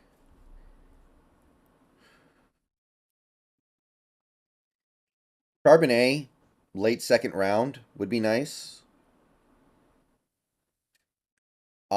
He's probably my favorite. Charbonnet's my guy. Would you be open to trading for Shaq Mason from the Bucks? No, I don't think so. I don't think it's necessary. Are you going to do free agent streams? Yes, I am. Although I am concerned we're not going to do anything because we're going to spend all our money first. But I am going to do it.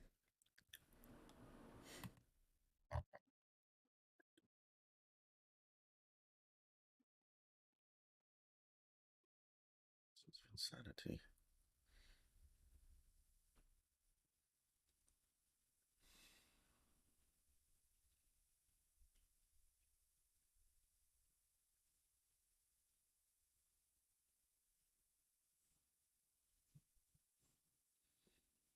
Well, the thing is, if Westbrook ends up playing terribly, they're just going to bench him, right? Like, they're not going to keep him forever. They're not going to keep letting him shoot them out of games. Does it seem like every season the Seahawks have a quiet free agency? Mostly. Most of the time, sometimes it makes sense to have a quiet free agency. Sometimes it doesn't. This offseason might be an offseason to be quiet, honestly. It wouldn't shock me. Last offseason was a really good one to be quiet as well. Are you surprised we haven't released anyone yet? No, most teams haven't.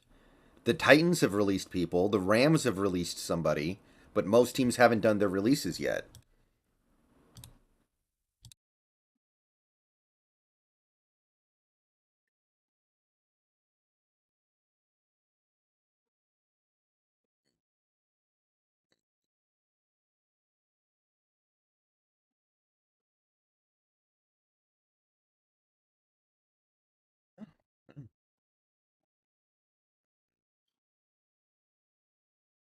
Thank you, Herman the Great. Appreciate it.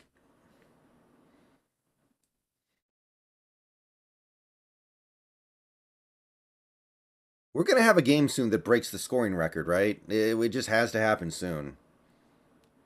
I did not see the Marshawn comments on Pete, no.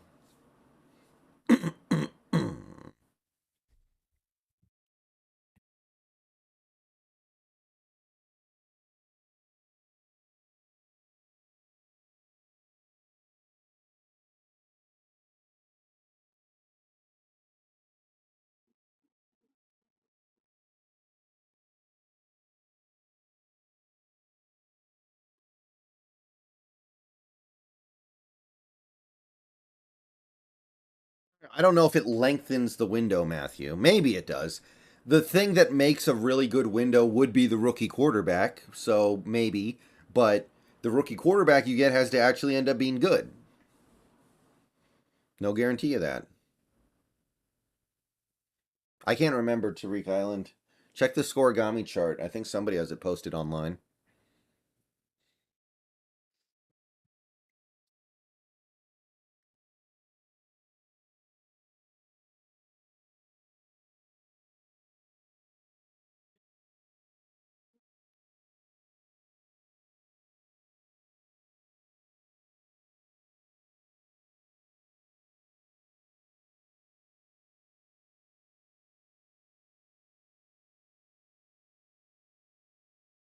See you later, Dylan. Thank you for hanging out with me tonight.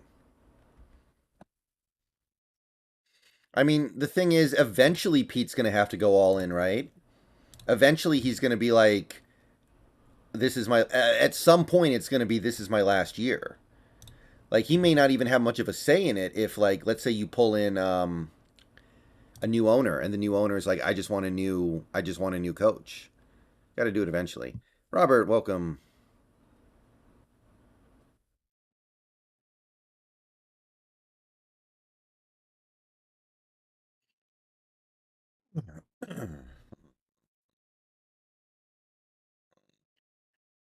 There's one.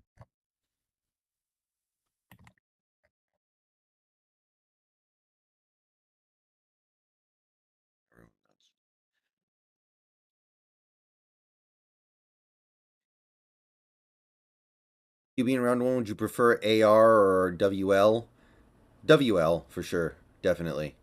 I like. I'm interested by AR, but there is such a low floor there. There's a disgustingly low floor. See you later, Matthew. Like AR could end up being like like he could end up being like Ryan Leaf tier so easily.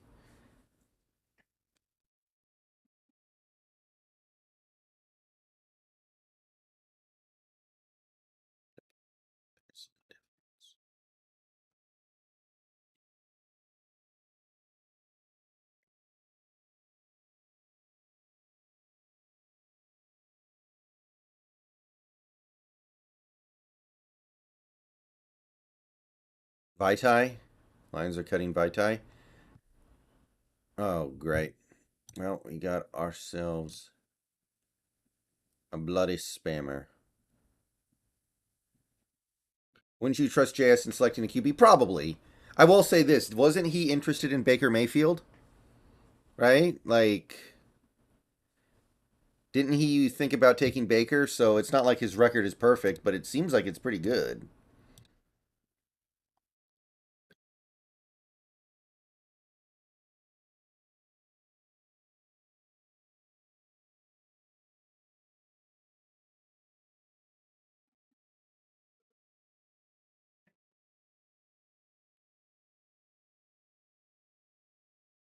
Vaitai saves 9.5 million. Makes sense.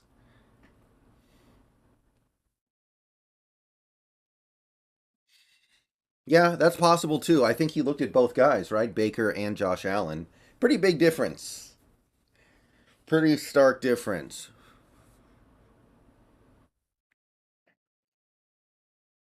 Didn't Green Bay restructure Aaron Jones to save money?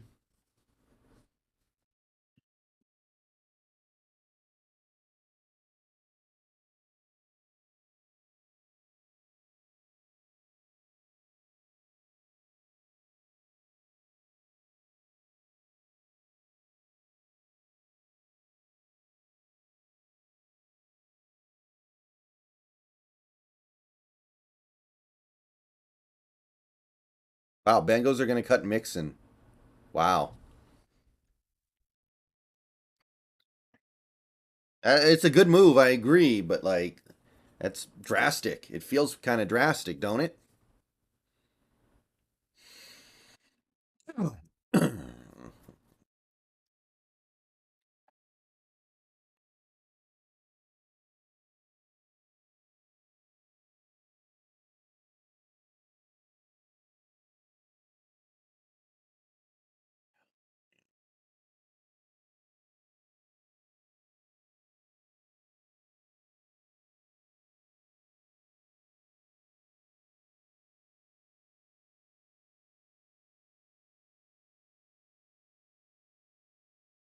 Yeah, I think Josh Gordon gets doubled all game. Well, I think look, the Bengals, they have Joe Burrow. When you have Joe Burrow, you can make do with a little bit less at some of the skill positions and still have success. And remember, he's got amazing receivers. His receivers are absolutely loaded. Would they really cut Collins? They just signed him.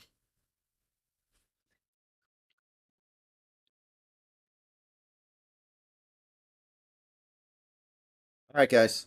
I'm going to take another short break here, and then we're going to go for probably another 50, maybe 45 minutes, something like that.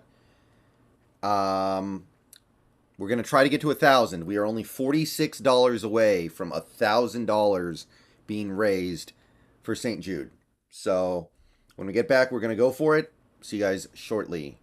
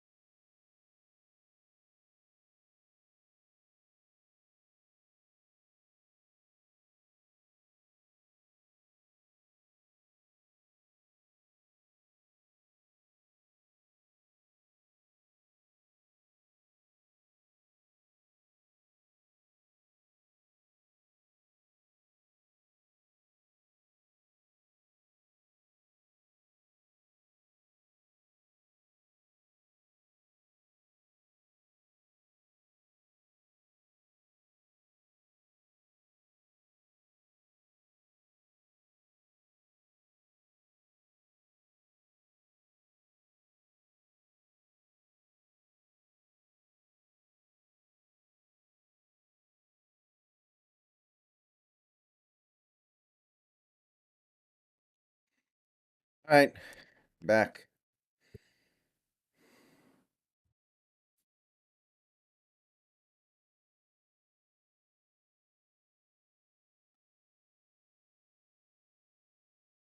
The Bears getting Saquon. I mean, it kind of makes sense in the way of when you think about it as like they have too much money to spend. They have too much money to spend, so they're like, oh, we got to go blow our money on something. And then they just go blow it on something dumb like Saquon Barkley.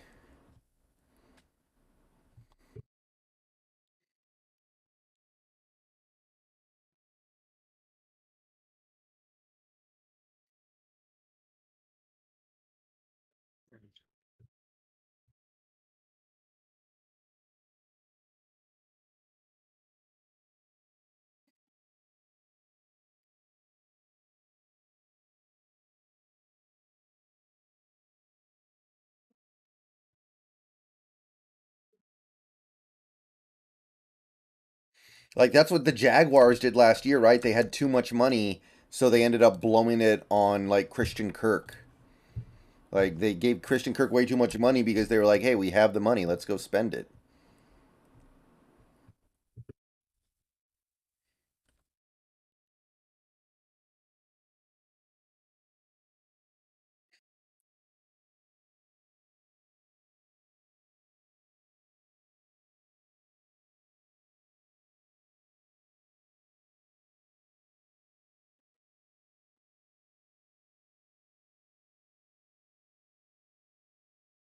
I believe he is Carson. I believe he is.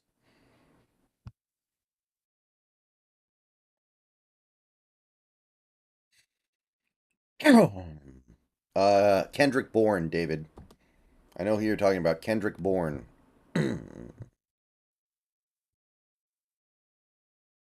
Kirk was worth it. He wasn't worth as much money as they gave him. He was worth a good amount, but they overpaid him for sure.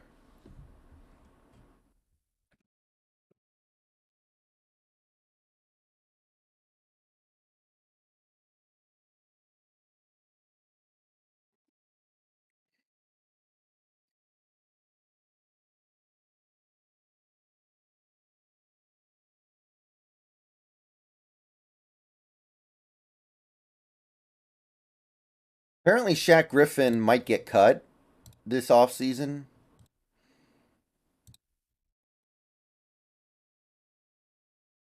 I've heard about that. What's next after Hogwarts? I'm gonna finish Fire Emblem, but if you're talking about like PC wise, I might try Atomic Heart. I might try Atomic Heart because it's apparently gonna be not that long. Hey Mocha, hey Mocha B, how you doing?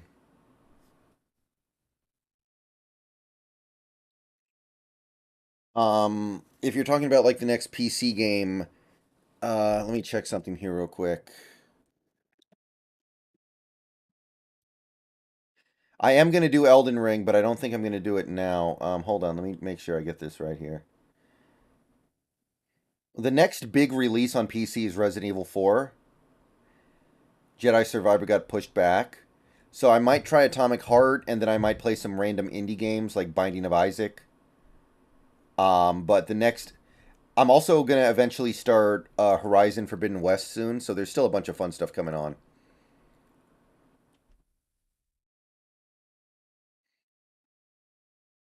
No, I did not hear that about John. Okay, so yeah, after I'm done with Hogwarts Legacy, the next PC game I play is probably going to be Binding of Isaac or Atomic Heart, and then I'm gonna play random stuff until we get Resident Evil 4 remake. Yeah, Berg Show. 100% of donations go to St. Jude's. YouTube, when you set up your stream to go to a nonprofit, 100%. There's no fee taken out or anything, which is nice.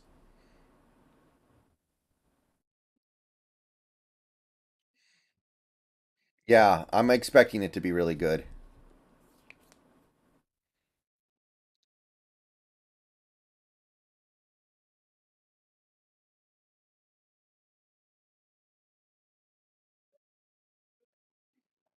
Sons of the Forest is good, but isn't it a co-op game?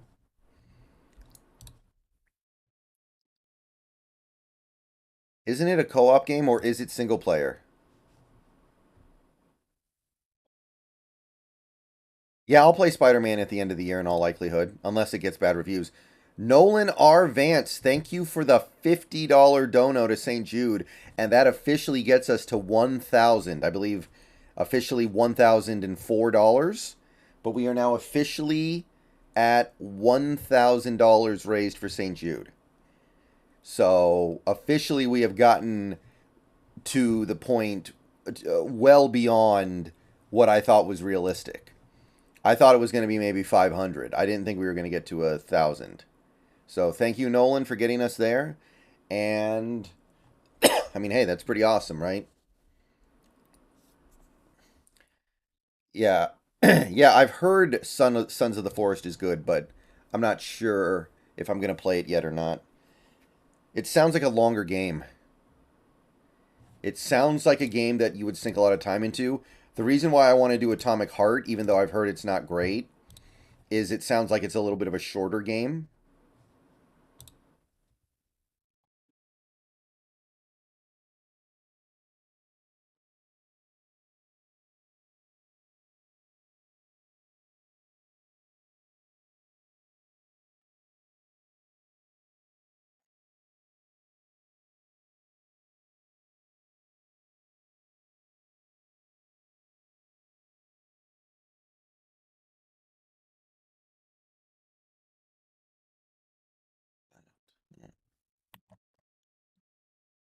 Thank you, Nolan. Appreciate it.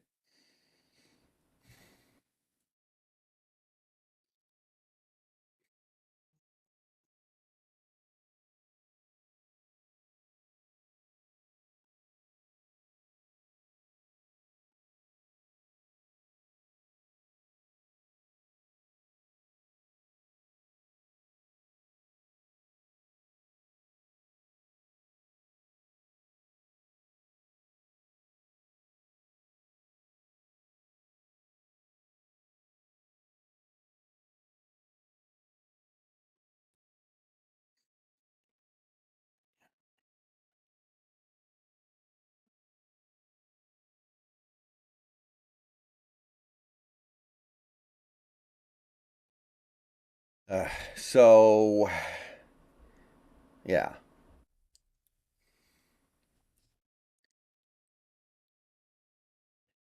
Yeah, I heard about Byron Jones. I think he kind of implied that he's going to retire.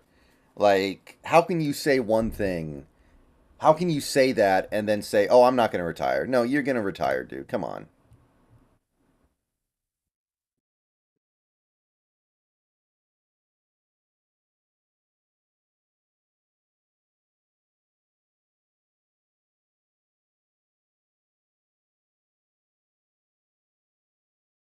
What do I think about Anthony Richardson? I like Anthony Richardson as a project, but I don't want to touch him in the top five.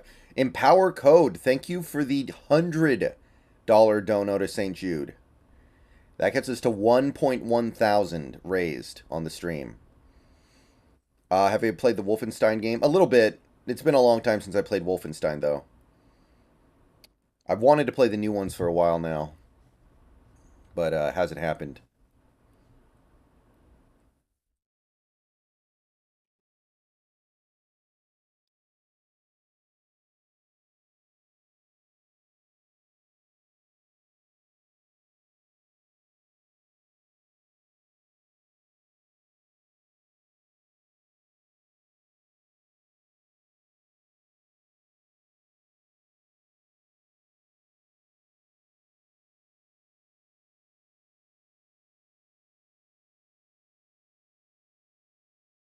Yeah, Byron Jones was really good for a while there too. Nolan, I don't think I'm ever going to go full time here. It's just not reliable enough. So I'm able to do my day job and YouTube at the same time, so I don't see any reason to ditch it. No. I seriously doubt that ever happens.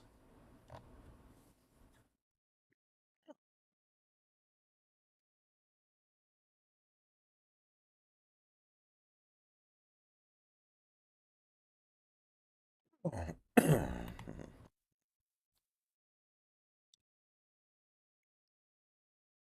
think it's a bad hire, Tuck Tuck, but they could only really make a bad hire.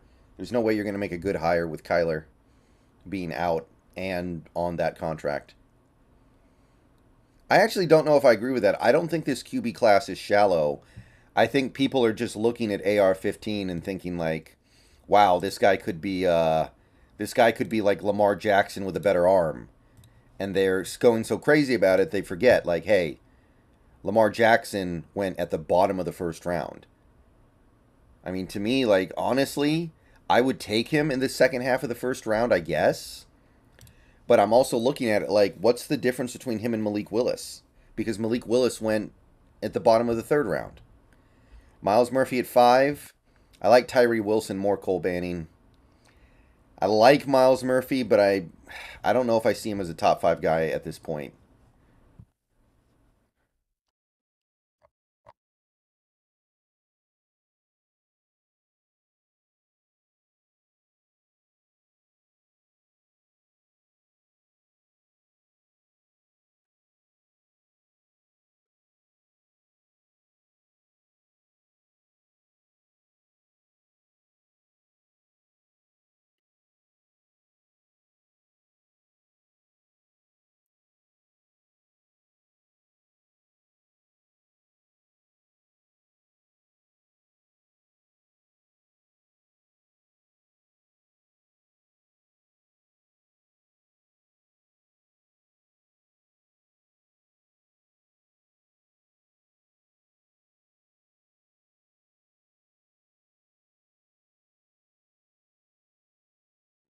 Mm-hmm. Mm-hmm. All right, let's see here.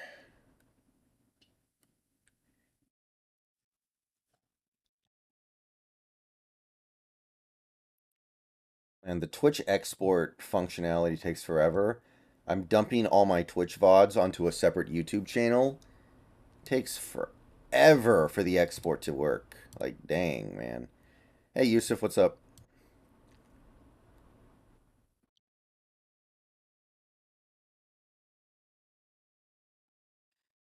So, if I'm counting correctly, we're at $1,104.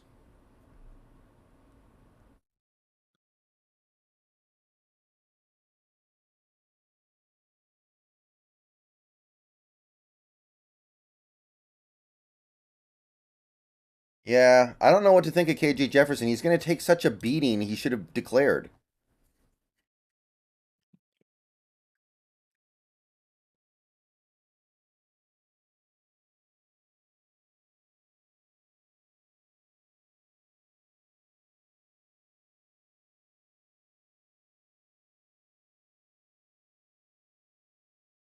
Like, you want to come out as soon as you can. You're not going to last that long in the NFL.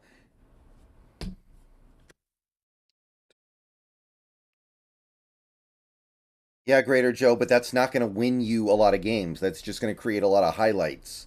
Like, look at Justin Fields. Justin Fields is a highlight machine. Justin Fields is a highlight machine, but he don't win games.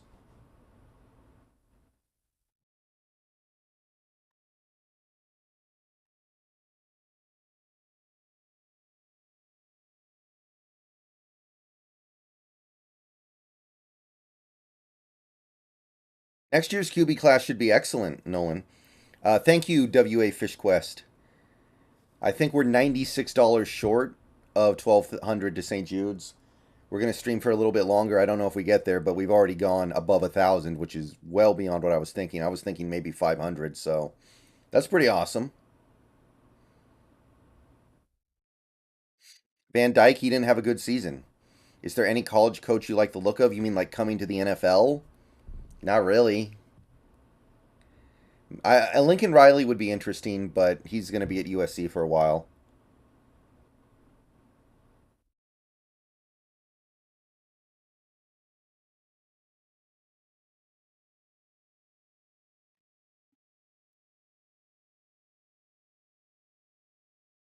Chance on getting Jalen Carter? I think the odds are pretty decent. I don't know if it's higher than 50%, but I think it's very possible. I kind of like rolling with Lock and maxing out the rest of the roster. I'm starting to feel like that's what we're going to do.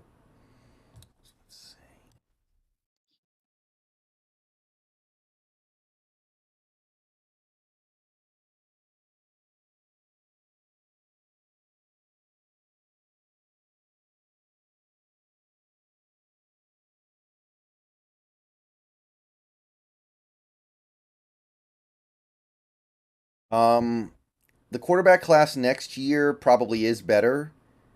I don't know if it is though. It's got like Caleb Williams, Drake May, Quinn Ewers, Michael Penix, KJ Jefferson. I think I'm forgetting somebody. I'm probably forgetting somebody. I can't remember who though. How much longer do you think Pete has in Seattle? I think until his contract's up, or we get it. Jody sells the team. If Jody sells the team, the new owner is probably going to want to hire his own coach.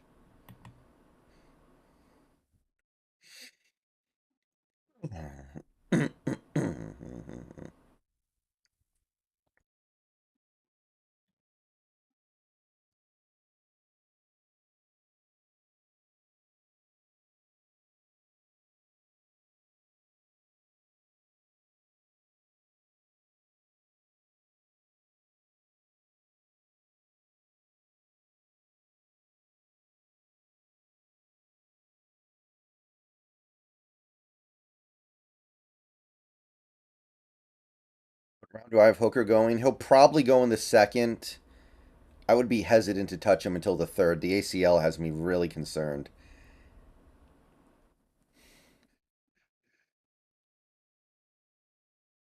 But he'll probably go late second if I had to guess. Wondering how a tag and trade of Geno would play in the locker room. Look, we're coming off a season where we traded Wilson, released Bobby Wagner, and made the playoffs. So, what I'm trying to say here is they'll get over it.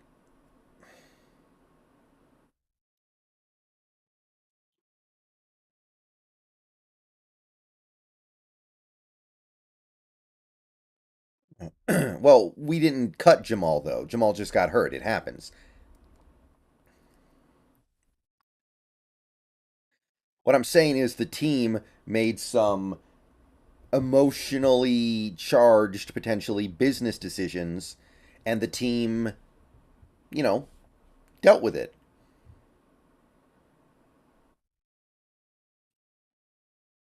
Like, by the way, remember, if we tag and trade Geno, he's going to get paid a ton of money. The new team that gets him is going to give him his contract. He's going to get paid.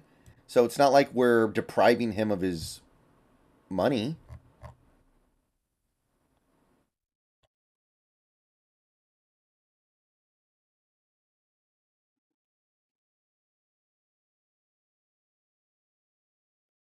WA Fish Quest, thank you for the $5 to St. Jude. I believe that gets us to 1,109. But right now, it doesn't look like there's any way for me to check the exact amount, but I believe it's $1,109. Couldn't we just receive pain? That's possible. I'm not crazy about it, but it could work pretty well. Do you think Brooks gets a big payday outside of Seattle? No. Linebackers like him do not have value. He can't cover. You need to be able to cover.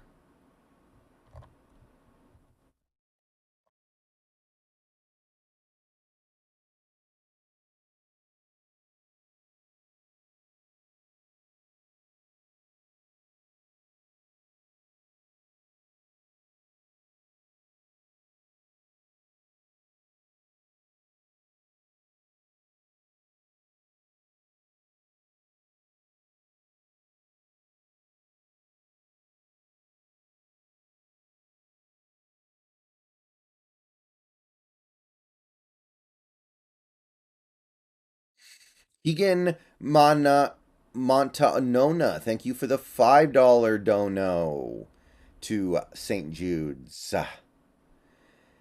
1,114.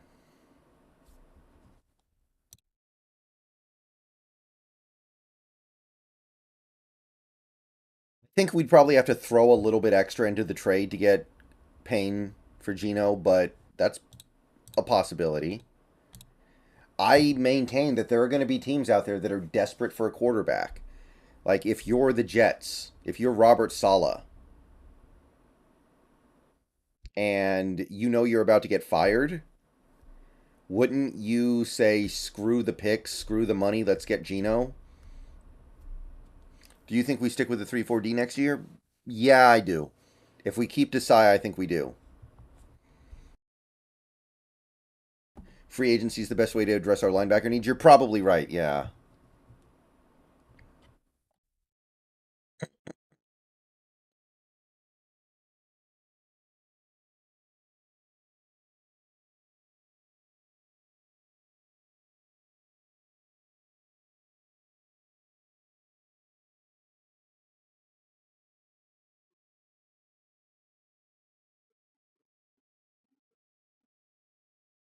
Clayton Tune. I don't know very much about Clayton Tune, Yusuf. The Jets are clearly this year's Broncos. They think they're a QB away from the Super Bowl. Yeah, the Jets could do that. A team like the Falcons could do it. The Ravens, if they trade Lamar, could do it. There are definitely teams out there.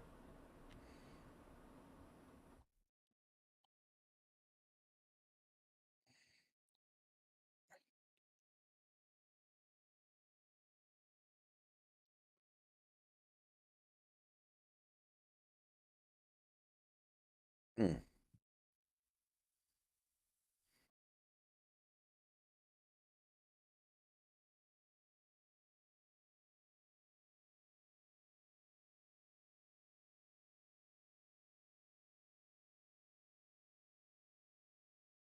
To the Panthers.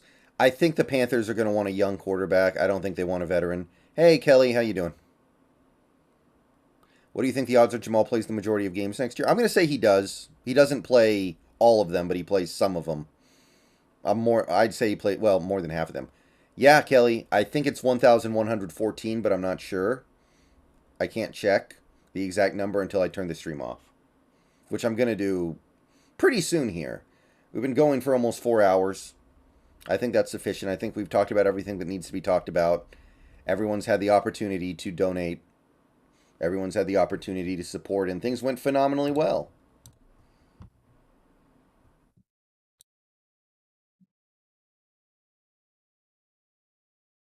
It is kind of annoying that it doesn't give you the exact amount once you get past 1,000. It's just 1.1K, and then it doesn't provide any further details. Kind of obnoxious. I would say over, Derek Youngburner.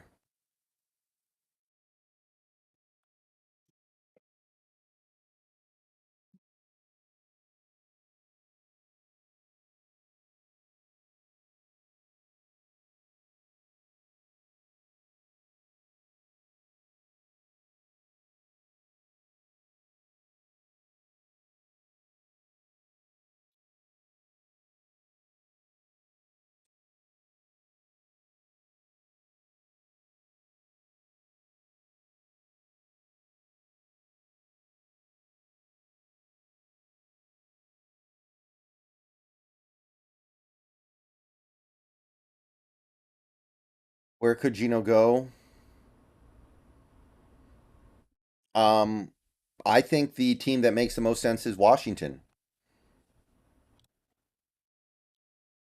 The Jets make sense. Maybe the Ravens, Falcons, Giants. Could be a lot of different teams, honestly. But I think Washington's my favorite. Ron Rivera wants his quarterback now. He's tired of waiting.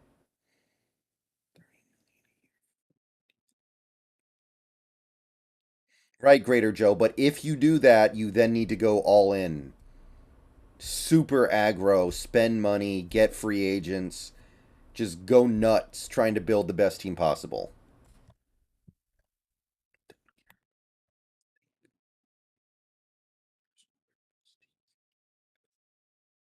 I kind of want to sign Geno before Daniel Jones gets his contract.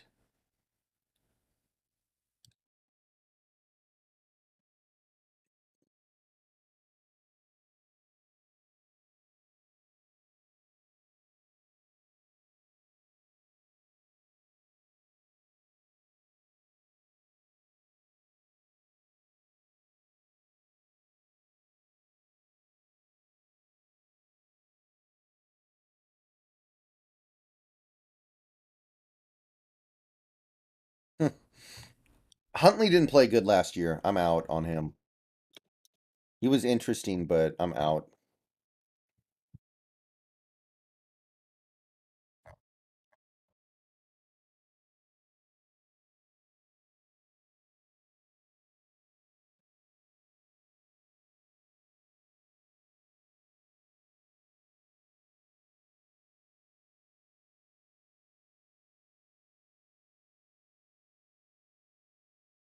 Yeah, I don't have a lot of confidence either, but I'm aware of the fact that a lot of the injuries that have happened have been fluky.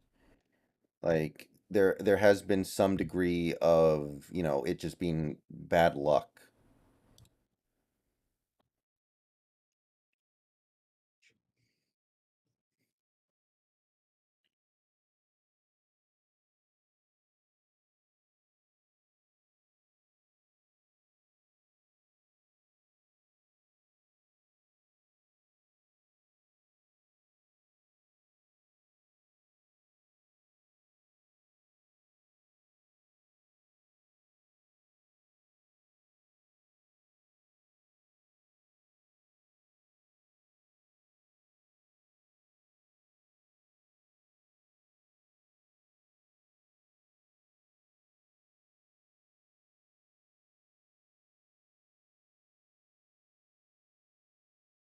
Yeah, I'm interested in Cade Johnson. I'm definitely intrigued by Cade. I liked him when we picked him up as a UDFA. He was one of my top UDFAs that year. But I'm also aware of the fact that he would have been drafted if he had more natural abilities. So at the same time, I realize that he's not anything spectacular. I'm not going to go crazy with it.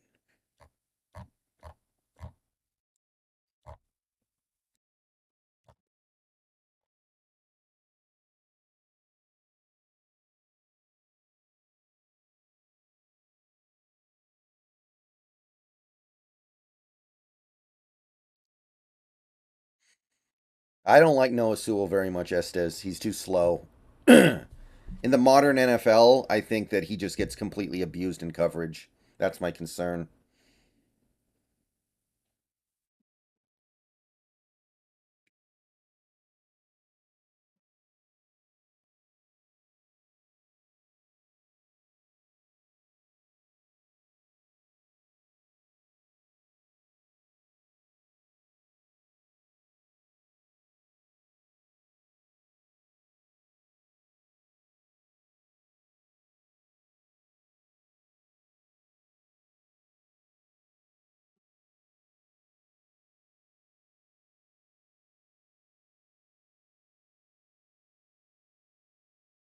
Do you think Cousins would ever even make a conference championship game?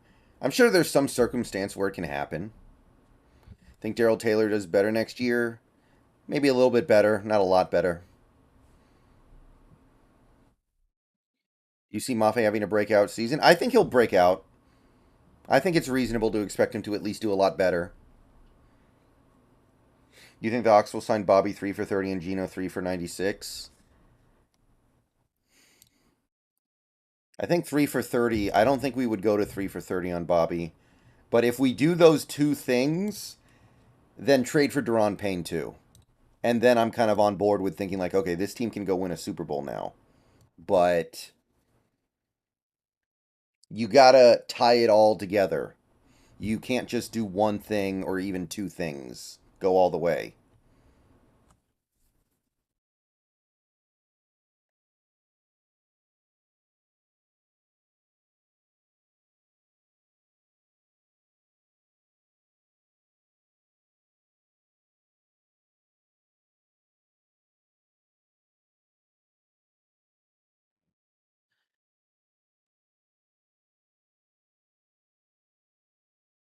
Yeah, I mean, Evan White has always hit the ball hard. He just hits it right to people. I maintain that he's been more unlucky than bad or anything, you know?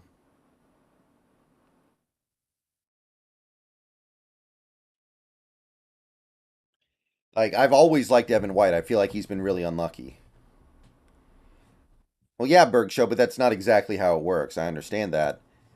But that's not exactly how it works. You still need to The thing here's the thing. Um, we're kind of not that I think it's bad what we've done in some of these areas,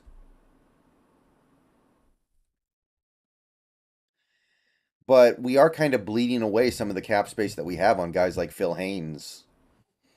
Like that makes it a little bit harder.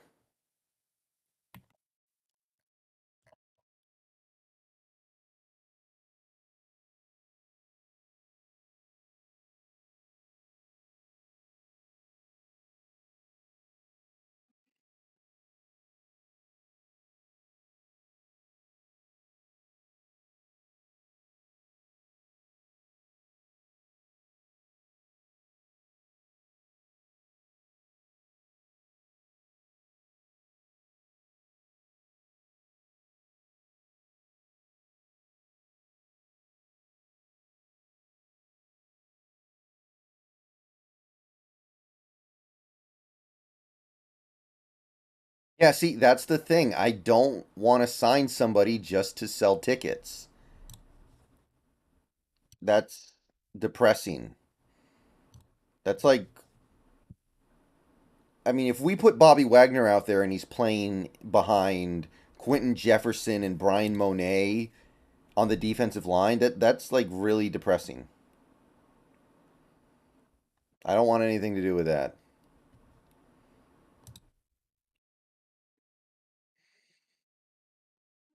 I like Shelby, but he's just making too much money this year. We need to find a way to get that cap hit down. We can extend him. We can cut him. I just don't want to be paying him 12 and a quarter. That's too much for a guy who isn't that level of player anymore.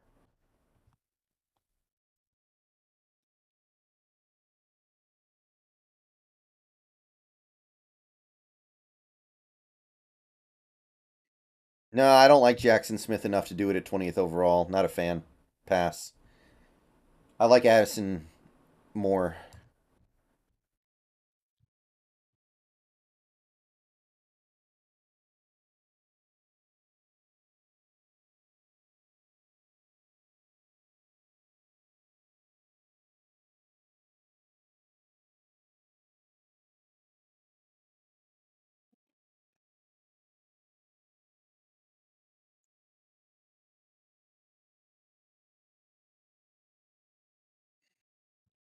Okay, let's see here. All right, so the stream's going to run for about another 8 minutes, I guess, and that'll get us to 4 hours. And I guess we'll call that good. We are starting to wind down just a little bit here, and I got some stuff to do before we hop on Hogwarts. And one last note to everybody, I will be streaming Hogwarts Legacy on Twitch. I'm going to link it in the chat one more time. I will be finishing Hogwarts Legacy tonight. At least that's the plan. So head on over there and we'll beat it together, I guess.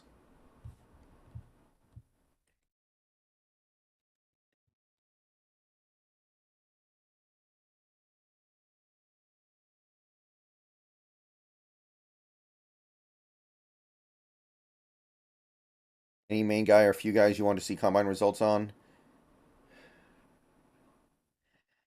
I'm open. Yeah, Tyree Wilson's interesting, but I would say John Michael Schmitz.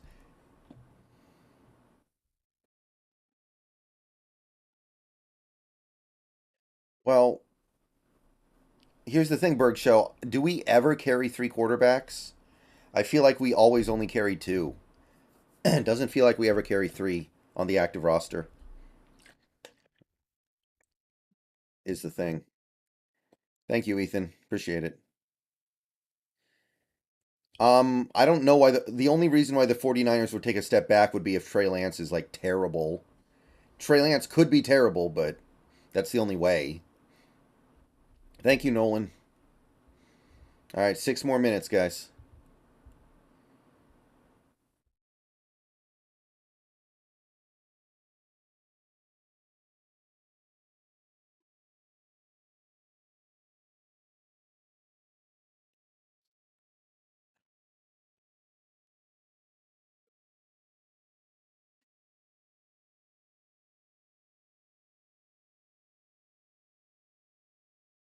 I don't know, Eros. PFF doesn't update their simulator enough, I guess. I don't care. Who cares what PFF thinks when they're not even operating off the latest data? Well, the Berg show, if we do that, he's definitely going to get poached. If you put a player on the practice squad, other teams can grab him.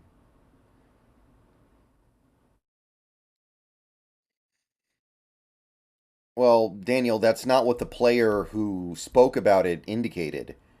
There was a Broncos player who anonymously was talking about this.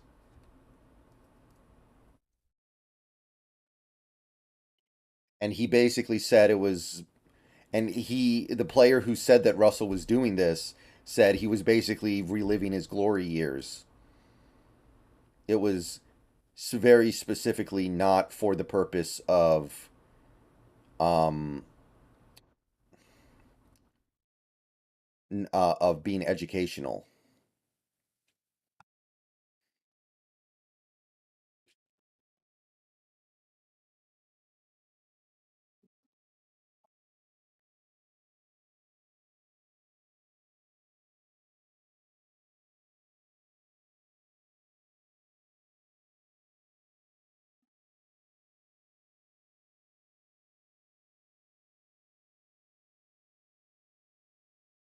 Tagging Geno is going to make it really hard to have any other money because then you can't backload it though. Think about it. You tag Geno, the cap hit is just the cap hit. You can't do anything to shrink it, and then all your money's gone. Do you think Denver drafts a QB to light a fire under Russ? No, no. I think Peyton is just going to be like, well, whatever happens, happens, and then after this year, I'm either going to be done with Wilson or I'm going to be married to him.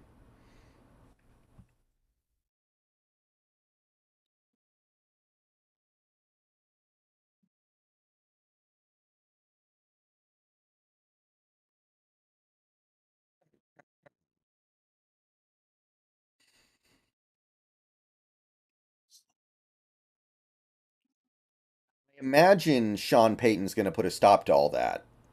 I imagine Sean Payton's going to be like, no more sucking your own dick in front of all your teammates. I imagine he's going to put a stop to that if what he's said so far is any indication.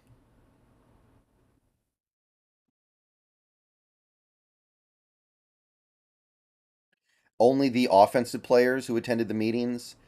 Well, that might indicate that it was educational, but I'm not getting the sense that it. That might be indicative of the fact that he's trying to get them to learn something, but especially when he started playing badly, I would have told him to go screw himself. Thank you, Fish Quest. Appreciate it. Oh yeah, if Russ had played really well, I imagine the team would have even dealt with it. They would have been like, it's kind of weird, but whatever. He's our meal ticket." Instead, he's the worst player on the team. So everyone should have just been, if I was a player on that team by mid-season, if he was trying to get people to do that, I would have. It would have been hard for me to just say no. I would have like, I would have kicked his ass almost. I would have been like, if I was like a bottom of the roster guy and I have nothing to lose because I'm going to get cut anyway, I would have like kicked his ass.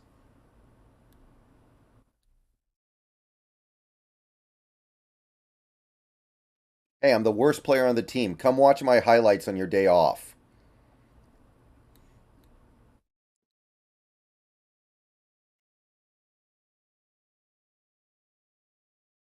We don't need to extend Tyler yet. His contract still has 3 years left on it. I want to restructure him though, maybe.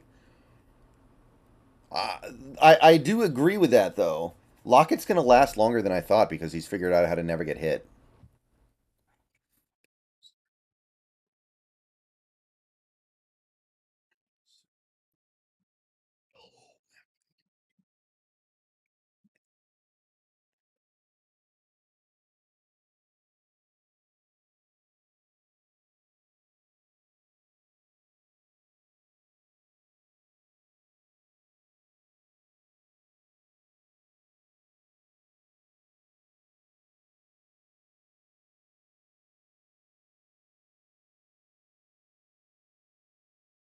Yeah, that's the only way I can put it, man.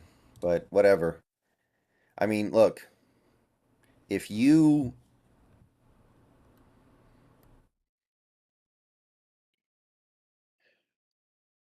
for him to behave the way that he's behaved in the last year, like something happened. All right, guys, that was a 4 hour stream. We raised a ton of money for St. Jude's. Um, awesome work, everybody. Thank you, and thank you for 12,000. I'm getting out of here. I will be live on Twitch a little later. Gonna do the last main quest mission of Hogwarts Legacy. So if you want to see me do that, head on over to my Twitch, follow, and get ready. I don't know exactly when I'm going live, but I will be going live, and when I do, we're gonna play it until we beat it, basically. So hope to see you there. Go Hawks! Thank you for making this a great, great stream.